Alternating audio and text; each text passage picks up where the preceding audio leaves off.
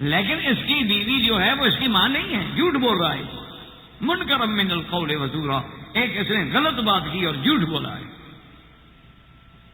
لیکن چونکہ اس نے ایک جرم کیا ہے کہ اس اپنی بیوی کو بلا وجہ ماں سے تشبیہ کیوں دی۔ اب دیکھیں عورت کا مقام کہ ایک عورت کو کہہ بیٹھا، غصے میں آ گیا، جذبات میں آ گیا، خوشی سے تو کوئی بھی نہیں کہتا، خوشی سے کون کہتا ہے کہ تم میری ماں ہو، کہا تو غصے میں ہی ہوگا نا، غصے میں آ گیا، طیش میں آ گیا، کسی وجہ سے غصے میں آنے کے بعد وہ کہہ بیٹھا، لیکن اس کہنے کی اللہ نے کہا کہ سزا ہے اس پر۔ ہاں اگر اس نے ماں کہہ دیا اور ہمیشہ کے لیے بیوی کو چھوڑ دیا، ٹھیک ہے، حرام ہو گئی، جان چکی، جاؤ بھاگ جاؤ۔ لیکن اگر یہ بندہ یہ چاہتا ہے کہ پھر بیوی بھی میری بیوی رہے اور جو کچھ میں نے کیا ہے وہ بھی ہضم ہو جائے، تو ہم نہیں ہضم ہونے دیں گے۔ اس نے کیوں ایک عورت کی توہین کی؟ تو اس کے لیے سزا ہے، اور وہ کفارہ کیا ہے؟ وتحریر رقبۃ، ایک غلام خرید کر کے آزاد،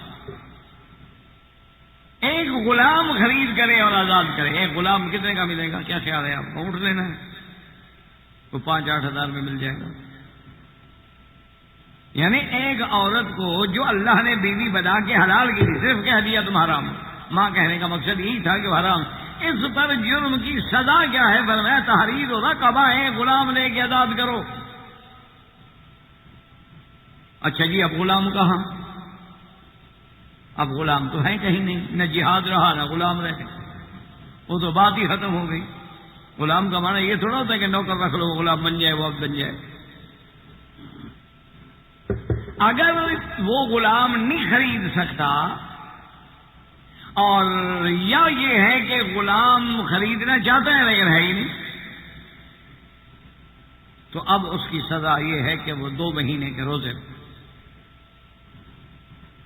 کیوں؟ روزہ رکھے گا تو صبر سیکھے گا نا، روزہ رکھے گا تو اپنے نفس کو کنٹرول کرنا سیکھے گا، اور روزہ رکھے گا تو اس کی قوات حیوانیہ جو ہے وہ مغلوب ہوں گی اور قوات ملکیہ جو ہے وہ غالب آئیں گی۔ روزہ رکھے گا، اس بیوی سے دور رہے گا نا، 2 مہینے متواتر روزے رکھنے ہیں، تو اب 2 مہینے کے روزے رکھے، اس نے غلط لفظ منہ سے کیوں نکالا؟ اچھا، اتفاق یہ ہے کہ وہ 2 مہینے کے روزے بھی نہیں رکھ سکتا۔ مثال کے طور پہ بوڑھا آدمی، مثال کے طور پہ اللہ نہ کرے وہ بیمار ہے کسی ایسی بیماری میں کہ اس کو لازماً کچھ نہ کچھ کھانا پڑتا ہے یا کچھ نہ کچھ دوائی لینی پڑتی ہے۔ بہت سارے لوگ ہیں بیچارے ایسے بیمار ہوتے ہیں کہ رمضان کے روزے بھی نہیں رکھ سکتے، حالانکہ وہ چاہتے ہیں۔ تو فرمایا فَإِطْعَامُ 60 مسکینا، اب 60 مسکینوں کو کھانا کھلانا، اور یہ کب کھلائے؟ یہ کفارے سے من قبل ان یتماسا، اس بیوی کو ہاتھ نہ لگائے، چھوئے نہیں جب تک سزا نہ مکتے۔ کیوں کہا ہے اس نے بیوی کو حلال کو حرام کیوں کیا؟ کیوں توہین کی اس نے اپنی بیوی کی؟ کہ ساری زندگی اس نے اس کے ساتھ گزاری ہے، وہ اس کی بیوی ہے، وہ اس کی اولاد کی ماں ہے، وہ اس کے لیے دکھ سکھ کی ساتھی ہے، اور وہ اس کو حرام کر رہا ہے۔ جب چاہو حرام کر دو، جب چاہو حلال کر دو، کھیل ہے۔ تم نے عورت کو ایک گڑیا سمجھ رکھا ہے، تم نے عورت کو پتلی تماشا سمجھا ہوا ہے، تم نے عورت کو اپنے پاؤں کی جوتی سمجھا ہوا ہے کہ جب چاہا پہن لیا اور جب چاہا پاؤں سے پھینک دیا۔ نہیں، عورت کا تو ایک مقام۔ جب قرآن نازل ہوا، سرکار دو جہاں، رحمت دو جہاں، سیدنا محمد مصطفیٰ صلی اللہ علیہ وسلم نے فرمایا کہ بی بی خولہ کو بلاؤ، بھئی اللہ کا قرآن آ گیا۔ بی بی خولہ کو بھی بلایا گیا اور اس کے خاوند کو بھی بلایا گیا، تو حضور نے قرآن پاک کی تلاوت کی اور فرمایا کہ بھئی ایک غلام آزاد کرو۔ تو اس کے شوہر نے کہا کہ یا رسول اللہ، غلام تو میرے پاس نہیں ہے، میری اپنی گردن ہے، یہ میں پیش کر سکتا ہوں، غلام کہاں سے لیا؟ تو آپ نے فرمایا کہ ایسا کرو کہ تم غلام آزاد نہیں کر سکتے ہو تو 2 مہینے کے روزے رکھو۔ اس نے کہا یا رسول اللہ، میں دن میں 3 دفعہ نہ کھاؤں نا تو میں بے ہوش ہو جاتا، مجھے تکلیف ہے، میں بیمار ہوں، مجھے 3 دفعہ کم از کم دن میں کھانا پڑتا ہے، تو یہ روزے رکھنا تو میرے لیے مشکل ہے۔ آپ نے فرمایا اچھا، پھر آخری نرم سزا یہ ہے کہ 60 مسکینوں کو کھانا کھلاؤ۔ انہوں نے کہا یا رسول اللہ 60 مسکینوں کو کھانا کہاں سے کھلاؤں؟ تو اپنے گھر میں روٹی نہیں ہے تو 60 مسکینوں کو کہاں سے کھلاؤں گا؟ اللہ کا حکم تو میرے سر آنکھوں پر ہے، لیکن یا رسول اللہ میرے تو گھر میں کچھ بھی نہیں۔ اچھا خدا کی شان ہے کہ پھر بھی بیوی نے کہا کہ یا رسول اللہ انا اساعد ہوں، چلو کچھ میں بھی مدد کر دوں گی اس کو مسکینوں کو کھانا کھلانے میں۔ حضور نے فرمایا اچھا ایسا کرو، کچھ تم مدد کر دو کچھ میں مدد کر دیتا ہوں تاکہ کفارہ ادا ہو جائے۔ تو اللہ تبارک و تعالیٰ نے سورۃ مجادلہ میں یہ احکام ذکر فرمایا۔ وجہ کیا تھی کہ ایک عورت کو تکلیف، اور پھر قیامت تک کے لیے ایک ضابطہ بن گیا کہ اگر خدا نہ خواستہ اللہ نہ کرے کوئی مسلمان غصے میں آ کے اپنی بیوی کو ماں کہہ بیٹھے یا بیٹی کہہ بیٹھے یا بہن کہہ بیٹھے تو ایک رستہ تو نکل آیا، وہ ہمیشہ کے لیے تو حرام نہیں ہو جائے گی۔ اس لیے اس کو سورۃ مجادلہ میں اللہ نے بڑی تفصیل سے ذکر کیا۔ اور اس کے بعد جو ہم نے سورت پڑھی، جو آیات مبارک پڑھی ہیں، چونکہ یہ بھی تحریم کا واقعہ ہے، حرمت کا واقعہ، اور وہ بھی تحریم کا واقعہ۔ اس سورت کا نام مجادلہ ہے اور اس سورت کا نام تحریم ہے۔ گو الحمدللہ اس درس کا کچھ حصہ سب سے پہلے درس میں ہم نے شروع کیا تھا، لیکن اتفاق سے وہ ضبط تسجیل میں نہ آ سکا، تو اس لیے اس کو بعض باتیں جو ہیں وہ دوبارہ دہرانے کی ضرورت پیش آ گئی۔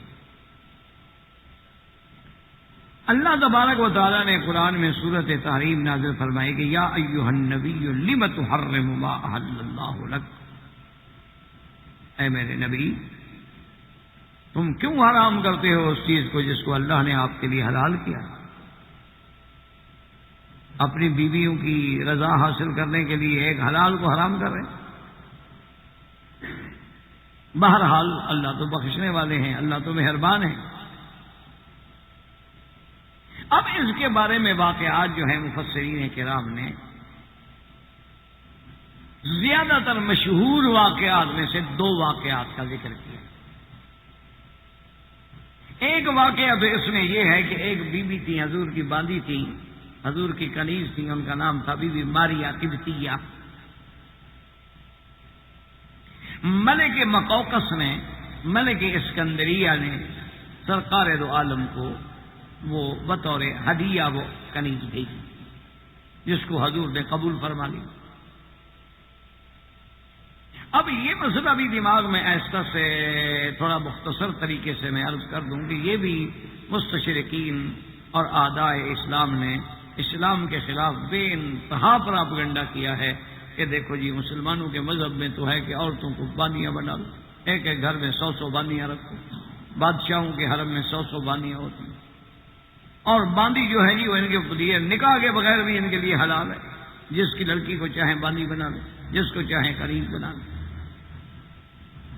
مشکل یہ ہوتی ہے کہ آدمی دشمن جو ہے نا وہ کوئی موقع نہیں جانے دیتا، وہ تو ایک اعتراض کرتا ہے۔ جیسے ایک دفعہ پردے کے مسئلے پر کہ بھی عورتوں کو پردہ کرنا چاہیے، تو ایک مذہب بیزار انسان نے ایک اخباروں میں مضمون لکھا، اس نے کہا کہ جی ہمارے علاقے میں ایک بہت بڑا واقعہ پیش آ گیا ہے، اگر یہ مولوی پردے والا مصیبت نہ بناتے تو یہ واقعہ تو پیش نہ آتا۔ انہوں نے کہا جی کہ ایک آدمی کی 2 بیٹیوں کی شادی ایک ہی دن میں ہوئی، اور یہ ہوتا ہے ہر ملک میں ہوتا ہے، بچیاں دونوں جوان ہیں، موقع ہے تو والدین سمجھتے ہیں کہ بھئی ایک ہی دفعہ خرچ ہوگا، ایک ہی دفعہ دعوت وغیرہ مہمانوں کو کھلانی پڑے گی، اور دونوں بچیوں کا مسئلہ جو ہے اللہ آسان کر دیں گے۔ تو انہوں نے لکھا کہ جی ایک آدمی کی 2 بیٹیاں تھیں اور اس نے ان دونوں کا نکاح کر دیا، شادی ہو گئی، اور اتفاق بھی ایسا تھا کہ آگے بھی دونوں بھائی تھے، ادھر بھی دونوں بہنیں تھیں۔ اور پرانے دور میں یہ ہے کہ لڑکیاں بھی باپردہ تھیں اور ان کو ڈولی میں بٹھا کے لے جایا جاتا تھا کہ بھئی وہ لڑکی جو تھی وہ آگے ڈولی میں بیٹھ جاتی تھی، وہ کہار جو ہے ڈولی پکڑ کے کندھے پہ اٹھا لیتے تھے، آگے اگر گاڑی ہے یا بس ہے یا ٹرین ہے وہاں پہنچائی اور پھر وہ چلے گئی۔ انہوں نے کہا جی کہ چونکہ وہ عورتیں باپردہ تھیں اور ان کا جو ہودج تھا اس کو پردہ چاروں طرف سے کپڑا لپیٹ کے پردے کا خاص اہتمام کیا گیا تھا. لہذا اس کی وجہ سے نتیجہ یہ نکلا کہ ایک بھائی کی بیوی جو تھی وہ دوسرے کے گھر پہنچ گئی اور دوسرے بھائی کی بیوی جو تھی وہ پہلے کے گھر پہنچ گئی. وہ دلہنیں بدل گئی ہیں، دلہنیں تبدیل ہو گئیں اور پہلے دونوں نے دیکھا نہیں تھا. تو اگر پردہ نہ ہوتا تو یہ مصیبت نہ بنتی نا. ہر بیوی اپنے شوہر کے گھر میں جاتی. اب پردے پر اعتراض کرنے کے لیے کہاں سے بیچارہ دور کی کڑی جو ہے وہ ڈھونڈ کے لے آئے. اسی طرح جب عداوت ہو نا دل میں تو پھر مسئلے بنائے جاتے ہیں. وہ ہمارے ہاں ایک بلوچوں میں مسئلہ ہے کہ ایک آدمی کی شادی کی دعوت تھی، تو اب اس کو بھی وہ دعوت نامہ آیا ہوا تھا اور اس نے سوچا کہ شادی پہ جانا ہے تو وہاں رواج ہوتا ہے کہ نیندرا شندرا بھی دینا پڑتا ہے. میرے پاس تو پیسے ہیں نہیں، میں جاؤں گا تو کیا دوں گا. تو گھر کے باہر سے آ کے اس نے جناب دیوار کھٹکھٹائی. انہوں نے کہا کون ہے؟ اچھا کہا اچھا جی کون ہے؟ پھر جا رہے ہیں ہم سامنے. کون ہے؟ جانتے ہی نہیں ہم کون. واپس چلا گیا. میں کہا بھی شادی پہ کیوں؟ نے کہا جی آئے دروازہ کھٹکھٹایا. میں کہا کون ہے؟ ہم تو پھر کون ہو گئے نا، پھر کیا ہم شادی میں. تو اس طرح جب دلوں میں عداوتیں ہوں، بغض ہوں، تو اسلام کے خلاف کہانیاں بنائی جائیں. جیسے ایک اور بڑے پڑھے لکھے مولوی صاحب نے ایک اور مسئلہ بنایا. اس سے کسی نے پوچھا کہ یہ متع حلال ہے. اب وہ آدمی تھا بڑا، جسے آپ اپنی زبان میں کہتے ہیں لبرل، جسے آپ کہتے ہیں کہ بڑا ماشاءاللہ سوشل لبرل اور بڑا وسیع ظرف اور وسیع بڑا پڑھا لکھا. اب وہ یہ بھی نہیں چاہتا تھا کہ سنی ناراض ہوں، یہ بھی نہیں چاہتا تھا کہ شیعہ ناراض ہوں، کیونکہ یا تو فریق بن جاتا نا اگر وہ مسئلہ بتاتا کہ روافظ کے نزدیک چونکہ متع حلال ہے، بلکہ بعض اقوال میں تو ان کے نزدیک متع جو ہے وہ عبادت ہے، صرف حلال نہیں بلکہ عبادت. اور اہل سنت والجماعت کے نزدیک متع جو ہے وہ حرام ہے، کیونکہ وہ کہتے ہیں اللہ کا قرآن ہے کہ اللہ نے دو چیزیں حلال کی ہیں. اللہ نے فرمایا کہ مومنوں کی صفت یہ ہے کہ ہم لفروجہم حافظون، وہ اپنی شرمگاہوں کی حفاظت کرنے والے ہیں. الا علی ازواجہم او ما ملکت ایمانہم فانہم غیر ملومین، ہاں مگر اپنی بیویاں یا ان کی باندیاں، ان دو کے لیے تو کوئی گناہ نہیں ہے. ورنہ فمن ابتغى وراء ذلک، ان کے علاوہ اور کوئی چیز ڈھونڈو تو وہ حد سے نکلنا ہے، وہ حرام. تو صرف حلال دو چیزیں رہ گئی، یا بیوی یا باندی. اور متے والی نہ بیوی بنتی ہے نہ باندی بنتی. باندی تو ہے نہیں. بیوی اس لیے نہیں بنتی کہ رات گئی بات گئی، نہ وہ خامد کی وارث بنتی ہے نہ خامد اس کا وارث بنتا ہے، تو وہ بیوی بھی نہیں بنتی. تو اس لیے جب اس بزرگ سے پوچھا گیا کہ جناب آپ کی رائے میں، چونکہ آپ کا بہت مطالعہ ہے، وسیع المطالعہ آدمی ہے، آپ نے بڑی دنیا میں علم حاصل کی ہے، آپ کی رائے میں کیا خیال ہے کہ متع حلال ہے یا حرام؟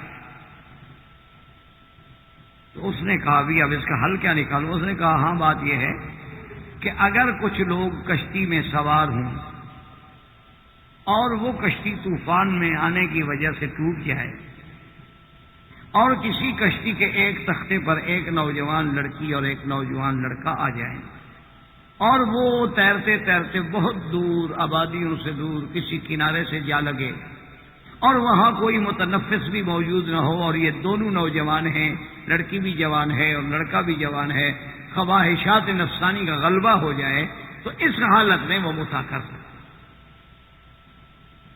تاکہ بھئی زنا تو نہ کریں، کم از کم متع کر. تو متع کی جواز کی صورت بھی نکال لی اور ایک یعنی اب صرف ایک مسئلہ ثابت کرنے کے لیے پہلے تو ایک فرضی دریا بنایا، اس میں ایک فرضی کشتی تیرائی، اس میں پھر جناب سواریاں بٹھائی اور جب کشتی ٹوٹی تو پھٹے پہ ایک لڑکی اور لڑکا اور وہ بھی دونوں نوجوانوں کو بٹھا دیا، بوڑھے بوڑھوں کو بھی نہیں پہننے دیا. میں نے اس سے خود پوچھا تھا وہ جب زندہ تھے، میں نے کہا جی اگر اس پھٹے پہ بہن بھائی آ جائیں تو وہ کیا کریں؟ کہنے لگا بس آپ لوگ جو ہے نا بڑے تنگ نظر ہیں، آپ تو حرام سمجھتے ہیں نا، اس لیے مکی صاحب آپ ناراض رہے. نہیں، ناراضگی کی بات نہیں، آپ نے بھی تو ایک فرضی کشتی بنائی ہے، میں بھی بہن بھائی بنا کے فرضی بٹھا رہا ہوں، فرق تو کوئی نہیں، لیکن وہ کیا کریں؟ اگر ان دونوں کو نعوذ باللہ شہوانی جذبات میسر آ جائیں تو کیا وہ بھی بتا کر لیں آپ؟ تو میں نے کہا اگر آپ یہ فرضی کہانی ہی نہ بناتے تو کسی کو اتنی ضرورت ہی نہیں ہوتی اعتراضات کرنے کی۔ تو اب کہاں کس کی ڈولیاں اٹھی تھیں، وہ کون آدمی تھا، کس کی بیٹیاں تھیں، کون شوہر تھے، کون لڑکیاں تھیں، کوئی پتہ نہیں، صرف اس نے پردے سے بغض نکالنا تھا۔ لیکن اسلام کی تعلیمات ہوتی تو اسلام تو یہ کہتا ہے کہ نکاح سے پہلے شوہر دیکھ لے اپنی اس مخطوبہ کو، اور لڑکی جو ہے وہ بھی شوہر کو دیکھ لے، اگر وہ حدیث پہ عمل کرتے تو ڈولیاں بدلنے کی تکلیف ہی نہ ہوتی۔ جب وہ اپنے گھر میں جا کے دیکھ دو کہتے تم تو میری بیوی نہیں ہو، میں نے تو دیکھا ہوا ہے اپنی بیوی۔ تو اگر تم اسلام پہ عمل نہ کرو، تم اسلام کے احکام کو مذاق بناؤ، تو پھر فرضی کہانیاں تو نہ بناؤ کہ فرضی کہانیاں بنا کے اسلام پر اعتراض کرو۔ تو اب یہ واقعہ جیسے میں عرض کر رہا تھا نا کہ باندی کا بھی بہت بڑا طوفان ہے کہ جی مسلمان مسلمان مسلمان، ان کا تو حضرت کام ہی یہ ہے کہ یہ بس یہ گوشت کھاتے ہیں اور عورتوں کو گھروں میں رکھتے ہیں، ان کے حرم جو ہے وہ بھرے ہوئے ہوتے ہیں، اور کوئی پوچھے تو کہہ دیتے ہیں جی باندی ہے باندی ہے باندی ہے باندی، اور ہمارے لیے باندی حلال۔ لیکن یہ اسلام پہ کتنا بڑا الزام ہے۔ آج اس دنیا میں جس دور میں آپ بیٹھے ہیں، کتنا اللہ کا شکر ہے کہ اس دور میں یعنی پوری دنیا جو ہے وہ گویا کہ ایک بستی بن کے رہ گئی۔ وسائل اعلام نے ہمیں اتنا ایک دوسرے سے ملا دیا ہے کہ مشرق سے مغرب کی خبر ایک سیکنڈ میں ہمیں مل سکتی۔ آج آپ 57 اسلامی ملکوں میں 1 ارب 37 کروڑ اسلامی ملکوں میں ایمان سے بچائیں، مجھے ثابت کر کے دیں کہ کتنی کنیزیں ہیں۔ بات دلائل سے کریں، اعتراض سے نہیں، بات دلائل سے کریں۔ ہمیں مثال کے طور پر بھی ہندوستان میں 20 کروڑ سے زیادہ مسلمان، اسی طرح آپ دیکھیں تقریباً 16 17 یا 18 کروڑ کے قریب پاکستان میں مسلمان، اسی طرح تقریباً بنگلہ دیش میں مسلمان، اسی طرح تقریباً آپ آگے چلتے آئیں، خلیج میں آ جائیں، آگے جائیں، انڈونیشیا جائیں، ملیشیا جائیں، چلو جس ملکوں کو آپ جانتے ہیں، آپ انڈیا کے رہنے والے، مجھے بتائیں کس مسلمان کے گھر میں باندھی ہے ٹھنڈے دل سے بغیر کسی گرم ہونے کے؟ جو لوگ پاکستان میں رہتے ہیں مجھے بتائیں کہ 18 کروڑ کی آبادی میں کتنے بڑے لوگوں کے گھروں میں باندیاں ہیں؟ تو بلا وجہ اسلام پہ اعتراض کرنے کا کیا معنی ہے؟ جہاں تک باندیوں کی حلت کا مسئلہ ہے تو بات سمجھیں کہ اگر 2 قومیں جنگ لڑتی ہیں، مثلا مسلمان اور یہودیوں کی جنگ ہو گئی، یا مسلمان اور عیسائیوں کی جنگ ہو گئی، یا مسلمان اور ہندوز کی جنگ ہو گئی، اب لازمی بات ہے کہ جنگ میں ایک فاتح ہوگا، ایک مفتوح ہوگا، چونکہ تو جنگ ہوتی ہے ایسے الحرب سجال بیننا و بینہم۔ حضور نے فرمایا جنگ جو ہے یہ تو ایک ڈول ہے، کبھی ان نے کھینچ لیا، کبھی ہم نے کھینچ لیا، کبھی ہم جیت گئے، کبھی وہ جیت گئے، یہ تو جنگ ہے، جنگ تو ہار جیت ہوتی ہے۔ اچھا اگر مسلمانوں کو اللہ نے اپنی رحمت سے فتح دے دی تو اب جو ان کی زمینیں ہیں، مال ہے، ملک ہے، وہ تو اموال غنیمت بن گئے۔ اب ان کے جو نوجوان قیدی ہیں، یہ نوجوان لڑکیاں ہیں، عورتیں ہیں، وہ قید میں آ گئیں۔ اب اس کے بارے میں آپ عدل سے انصاف سے فیصلہ کریں کہ ہمیں کیا کرنا چاہیے۔ وہ تو دشمن کے آدمی ہیں، کیا ہم ان کو قتل کر دیں؟ یہ عدل ہے؟ بھئی جب وہ قید ہو گئے یا سرنڈر ہو گئے، شکست کھا گئے، تو اب جو بیچارے نہتے قیدی ہمارے ہاتھ میں سب قیدی ہم قتل کر دیں، یہ عدل ہوگا؟ یہ انصاف ہوگا؟ اچھا اگر ہم ان کو قتل نہ کریں تو کیا کریں؟ کہیں جی جاؤ جی مہربانی تمہاری، ابھی تو ہماری آپ سے لڑائی تھی، لیکن اب آپ جہاں جانا چاہتے ہیں چلے جائیں، تاکہ وہ جا کر پھر ہمارے خلاف طاقت پکڑیں، قوت پکڑیں، اور پھر آ کر ہم پر حملہ آور ہوں۔ یہ کون سی عقل بندی ہے، یا کون سا ملک ہے، یا کون سی دنیا کی قوم ہے جو ایسا کرتی ہے؟ اچھا اب تیسری شکل یہ بن سکتی ہے کہ ہم ان کو کہیں کہ بھائی تم ہمارے غلام ہو، نوکر ہو، بس کام کرتے رہو، یا یہ ہے کہ ہم تم سب کو جیل میں بند کر دیتے ہیں۔ اب 1 لاکھ آدمی کو جیل میں بند کرنا ہو تو ان کا خرچہ کون دے گا؟ اور کیا وہ جیل میں رہنے کے بعد بالکل صحیح معنوں میں پاک باز زندگی گزاریں گے؟ تو یہ تو اسلام نے رحمت کی کہ نہ قتل کرو، نہ ان کو قیدی بناؤ، نہ ان کو بیچاروں کو بے یار و مددگار چھوڑ کے کہو کہ جی نکل جاؤ دوسرے ملک میں، ہمارے ملک میں تم نہیں رہ سکتے ہو، جہاں مرضی آ جاؤ۔ وہ چاہے بیچارے مر جائیں، کیموں میں مر جائیں، سردیوں میں مر جائیں، گرمیوں میں مر جائیں، بلکہ اسلام نے حکم دیا کہ بھئی مجاہدین میں جیسے مال تقسیم کیا گیا ہے، اسی طرح یہ لڑکے بھی اور لڑکیاں بھی تقسیم کر دو۔ اور ساتھ اسلام نے ان کو پابندی لگا دی کہ خبردار ان کو تکلیف نہ پہنچے، ان کی عزت نفس سے نہ کھیلیں، اور ان کے لیے سب سے بہتر یہ ہے کہ اس باندی کو یا غلام کو آزاد کر دو، اور اگر لڑکی ہے آزاد کرنے کے بعد چاہو تو شادی کر لو، تو بیوی بنا لو۔ اگر تم اس کو آزاد کرنا نہیں چاہتے ہو تو تمتع تمہارے لیے جائز ہے، اس کا خرچہ دو، اس کا دفقہ دو، اس کو عزت کے ساتھ اپنے گھر میں رکھو، تاکہ بجائے وہ دھکے کھاتی رہے اور بازاروں میں پھرتی رہے اور دوسرے ملکوں میں جا کے بکتی پھرے۔ اس سے تو بہتر ہے نا کہ کسی کے ٹھکانے میں آ جائے، اس سے تو بہتر ہے کہ اس کی کوئی رکھوا۔ اور یہ کب ہوگا؟ جب جہاد اسلامی ہوگا۔ یہ نہیں جیسے آج کل جہاں مرضی ہے لڑ پڑو کہو جہاد ہے، یہ تو جہاد نہیں ہوتا۔ جہاد کے شروط ہیں، جہاد کے لیے اسلام نے شرطیں رکھی ہیں کہ جہاد کب ہوگا، کیسے ہوگا، اور اس جہاد میں جب اللہ تمہیں فتح دیں گے اور ایسی کوئی شکل پیش آئے تو اب جب نہ جہاد رہے نہ اسلامی طریقے سے وہ بات رہی، اس لیے بانیوں کا وجود بھی نہیں، کنیزوں کا وجود بھی نہیں، اور بلا وجہ پھر اسلام کو مطعون کرنے کی یا اسلام بتان کرنے کی آخر کیا ضرورت ہے؟ ورنہ اسلام نے ہر حال میں، اب آپ دیکھیں نا کہ اسلام کی کتنی بڑی شان ہے کہ بی بی صفیہ رضی اللہ تعالی عنہ جنگ خیبر میں، وہ بھی جب یہودیت کو شکست ہو گئی، یہ تو ضرور یہودی کہہ دیتے ہیں نا کہ جی اسلام اسلام اسلام ہمارا دشمن، اسلام نے ہمیں مدینے سے نکال دیا اور اسلام نے ہمیں خیبر سے نکال دیا، لیکن خدا کے لیے کوئی نظر انصاف سے غور کرے کہ اسلام نے تمہیں مدینے میں کتنا تحفظ دیا، حضور پاک نے تمہارے ساتھ معاہدے کیے، تمہیں اپنا حلیف بنایا، لیکن ہر موقع پر تم نے مسلمانوں کو پیٹھ میں خنجر جب مارا، ہر جگہ اسلام کو دھوکہ دیا، ہر جگہ مسلمانوں کی شکست کے اسباب پیدا کیے، مکے والوں کو اور تمام قبائل کو اکٹھا کر کے مدینے پہ حملے کرانے والے تم، اور پھر براہ راست حضور صلی اللہ علیہ وسلم نے فرمایا کہ ہم آپس میں حلیف ہیں، ایک آدمی سے قتل ہو گیا ہے، اس کے قصاص کے لیے چندہ کرنا ہے، تو تم لوگ بھی کچھ مدد کرو تاکہ وہ غریب چھوٹ جائے۔ انہوں نے کہا حاضر یا رسول اللہ، بالکل آپ تشریف لائیں گے، ہم تو بالکل بڑھ چڑھ کے چندہ دیں گے۔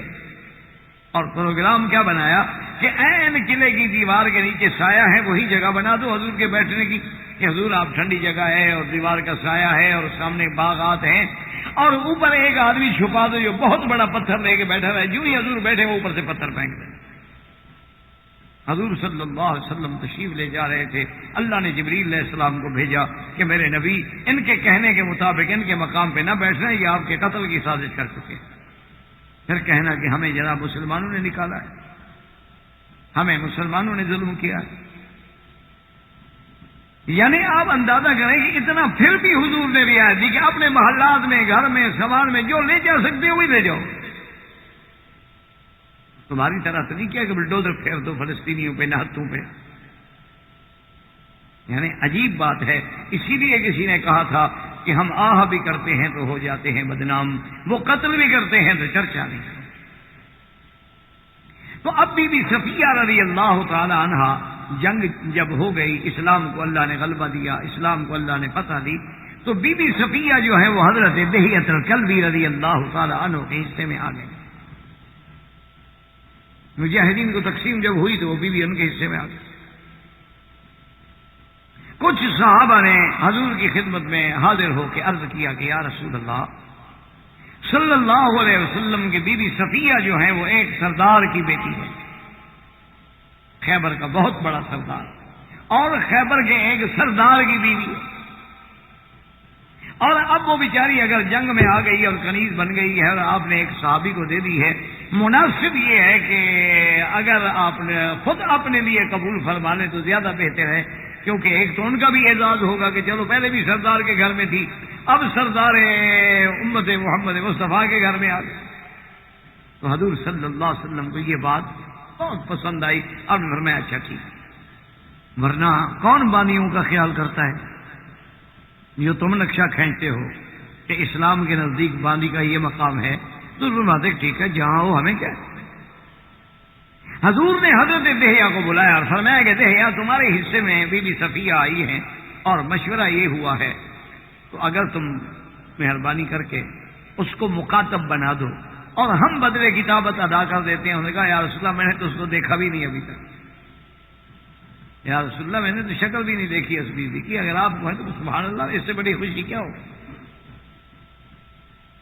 اب حضور صلی اللہ علیہ وسلم نے صرف یہ نہیں کہ اس کو باندھی رہنے دیا، آزاد کرنے کے بعد امہات المومنین کے درجے پہ بٹھایا کہ آپ نے نکاح فرما دیا، اپنی بیوی بنا دی۔ اور باقی بیویاں کہتی ہیں کہ دیکھو بی بی صفیہ کتنی خوش بخت تھی کہ جنگ ہارنے کے بعد بھی وہ جنگ جیت گئی، جنگ ہارنے کے بعد بھی وہ جنگ جیت گئی کہ بظاہر تو یہ یہودیت جنگ ہار گئی لیکن وہ ملکہ بن گئی۔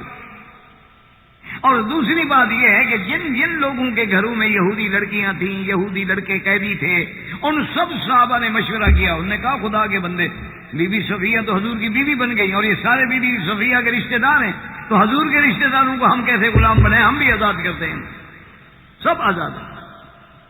تو انہوں نے کہا کہ اتنی برکت والی بیوی ہم نے نہیں دیکھی ہے کہ جس نے اپنی وجہ سے اپنی قوم کے سینکڑوں لوگوں کو آزادی دلا دی، کہ سب لوگ اس بات میں آ گئے بھائی حضور کے رشتہ دار کو غلام کیسے بنائیں۔ تو اسلام تو اتنی بڑی عزت دیتا، اسلام نے تو اتنا بڑا مقام دیا، اور اسی لیے آپ نے دیکھا ہے، ابھی آپ نے قرآن پڑھا ہے کہ بھی اگر کسی نے اپنی بیوی کو ماں کہہ دیا تھا تو سب سے پہلا کفارہ کیا ہے، بتحریر رقبہ، کہ ایک غلام آزاد کرے۔ کیا مانا کہ اگر غلام ہے تو آزاد ہوں، اسلام ان کو آزاد کرنا چاہتا ہے۔ اچھا کسی نے رمضان المبارک میں مباشرت کر دی اپنی بیوی سے روزے کی حالت میں، کیا کرے، غلام آزاد کرو۔ ایک آدمی آیا حضور کی خدمت میں، کہنے لگا حضور غصے میں آ کر میں نے اپنے غلام کو تھپڑ مار دیا، میں غصے میں آ گیا، میرا غلام تھا میں نے تھپڑ مار دیا ہے، کیا کفارہ ہے؟ آپ نے فرمایا اس کا کفارہ یہ ہے کہ اس کو بہتر ہے آزاد کر دو، تم غلام نہیں رکھ سکتے ہو تو کیوں تکلیف پہنچا۔ یعنی ہر جگہ اسلام نے کیا رکھا۔ اچھا اسی طرح جی اگر کسی نے قتل ہو گیا، وہاں کیا ہے، تحریر رقبہ۔ ہر جگہ ایک اسلام نے پھر ترغیب دی کہ بھئی یہ بیچارے غلام تو بن گئے، تمہارے ہاتھوں میں آ گئے، یہ بیچارے کنیزیں تو بن کے تمہارے ہاتھ میں آ گئے، لیکن تحریر رقبہ، تحریر رقبہ، تحریر رقبہ۔ اس لیے آپ حیران ہوں گے کہ بعض صحابہ نے 3,000 غلام خرید کر کے آزاد کیا۔ سیدہ عائشہ صدیقہ رضی اللہ تعالی عنہا نے 3,000 غلام آزاد کیے۔ اور پھر اللہ نے یہ بھی بتلا دیا کہ دیکھو جب تم میرے رضا کے لیے، میری ماننے کے لیے ایک غلام کو آزاد کرو گے تو گویا اس کے سر کے بدلے تیرا سر جہنم سے آزاد، اس کے ہاتھوں کے بدلے تیرے ہاتھ آزاد، اس کے پاؤں کے بدلے گویا کہ تم بالکل جہنم سے آزاد ہو۔ اسلام نے اس طرح پھر غلاموں کی عزت کی، اس طرح پھر بانیوں کو وہ مقام دیا، اس طرح ان کو وہ عظمت دی، اور اس طرح ان کو وہ شان دیا کہ ہر مقام پہ کفارہ رکھا یہی گیا کہ تحریر رقبہ، غلام آزاد کرو۔ اسی لیے روایات میں موجود ہے کہ سیدنا ابو بکر رضی اللہ تعالیٰ عنہ غلام خریدتے اور آزاد کر دیتے، غلام خریدتے اور آزاد کرتے تھے۔ ایک دن باپ نے بلا لیا، کہنے لگے کہ بیٹا ابو بکر تم غلام خریدتے ہو آزاد کر دیتے ہو، بڑی اچھی بات ہے، بڑی اچھی بات ہے، لیکن مہربانی کیا کرو کچھ اپنے لیے فکر بھی کرو، تم تو ضعیف کمزور اور بوڑھے اور بیچارے لاغر اس قسم کے، کوئی مضبوط قسم کا غلام جو ہو نا، تکڑے قسم کے جوان ان کو لے کے آزاد کرو تاکہ کل دکھ سکھ میں وہ بھی تیری مدد کریں گے۔ تو حضرت ابو بکر فرماتے ہیں کہ میں نے ابا سے کہا کہ ابا جان میں بھی تو اپنے لیے کر رہا ہوں، میں بھی اپنے لیے غلام آزاد کر رہا ہوں، باقی وہ میری مدد کریں گے۔ تو ابا حیران ہوئے، انہوں نے کہا کہ کیسے یہ بیچارے خود بھی کمزور؟ انہوں نے کہا ابا تم دنیا کی فکر کر رہے ہو، میں آخرت کی مدد کی فکر کر رہا ہوں کہ جب آخرت میں اللہ تبارک و تعالیٰ مجھے بدلہ دیں گے، اللہ مجھے انعام دیں گے، تو اس انعام کا کیا مقابلہ ہے، دنیا تو آنی جانی تھی۔ تو اس لیے آج جو ہم نے سورت مبارک تلاوت کی ہے، لیکن اللہ کے قرآن میں غور کریں کہ ایک قسم کی یعنی ناراضگی بھی ہے، عتاب بھی ہے، تنبیہ بھی ہے، لیکن لطف و کرم بھی ہے۔ یعنی موقع جو ہے وہ تو تنبیہ کا ہے، اللہ پاک تنبیہ فرما رہے ہیں اپنے پیغمبر کو، لیکن اس تنبیہ کے پیرائے میں بھی جو لطف و کرم ہے، جو مقام نبوت ہے، جو مقام سرکار دو عالم ہے. فرمایا یا ایھا النبی لم تحرم ما احل اللہ لك تبتغی مرضات ازواجک واللہ غفور رحیم. قد فرض اللہ لكم تحلة ایمانکم واللہ مولاکم وهو العلیم الحکیم. یعنی آپ اندازہ فرمائیں کہ اللہ نے یہ نہیں فرمایا کہ یا محمد، یا احمد، لقب سے خطاب فرمایا کہ یا ایھا النبی. حالانکہ کتاب کا وقت ہے لیکن خطاب لقب کے ساتھ. خطاب جو ہے یہ شان محمد مصطفیٰ ہے. سارے قرآن میں دیکھ رہے ہیں اللہ فرمائے گی یا آدم اسکن. اللہ پاک فرمائے گی اانت قلت للناس اذ قال اللہ یا عیسی ابن مریم اانت قلت للناس اتخذونی. تو عیسیٰ ابن مریم. اسی طرح اللہ پاک نے حضرت ابراہیم، حضرت موسیٰ علیہ السلام، لیکن یہ شان میرے محبوب کی ہے، محبوب دو عالم کی ہے، رحمت مجسم سیدنا محمد مصطفیٰ کی ہے کہ جب بھی خطاب کیا ہے تو لقب سے پکارا ہے. کبھی یا ایھا المزمل، یا ایھا المدثر. حالانکہ یہ عتاب کا مقام ہے، ناراضگی کا مقام ہے، لیکن اللہ فرماتے ہیں یا ایھا النبی لم تحرم ما احل اللہ لك تبتغی مرضات ازواجک واللہ غفور رحیم. یعنی ساتھ یہ بھی بتا دیا کہ میرے محبوب آپ نے یہ اچھا تو نہیں فرمایا لیکن اللہ بخشنے والا، اللہ مہربان ہے. اللہ نے بھی مانا یہ ہے کہ ہم نے تو معاف کر دیا ہے کیونکہ اللہ غفور ہے اور اللہ تبارک و تعالیٰ جو ہے وہ رحیم ہے. اب اس بارے میں یاد رکھیں کہ مفسرین کرام نے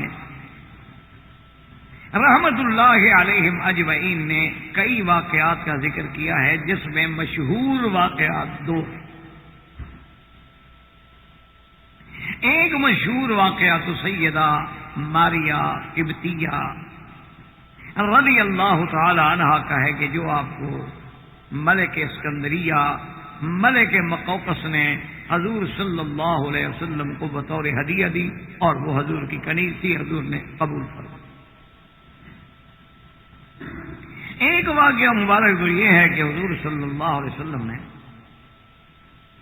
یعنی بی بی ماریہ کو حرام، تفصیل سے انشاءاللہ زندگی تو عرض کروں گا.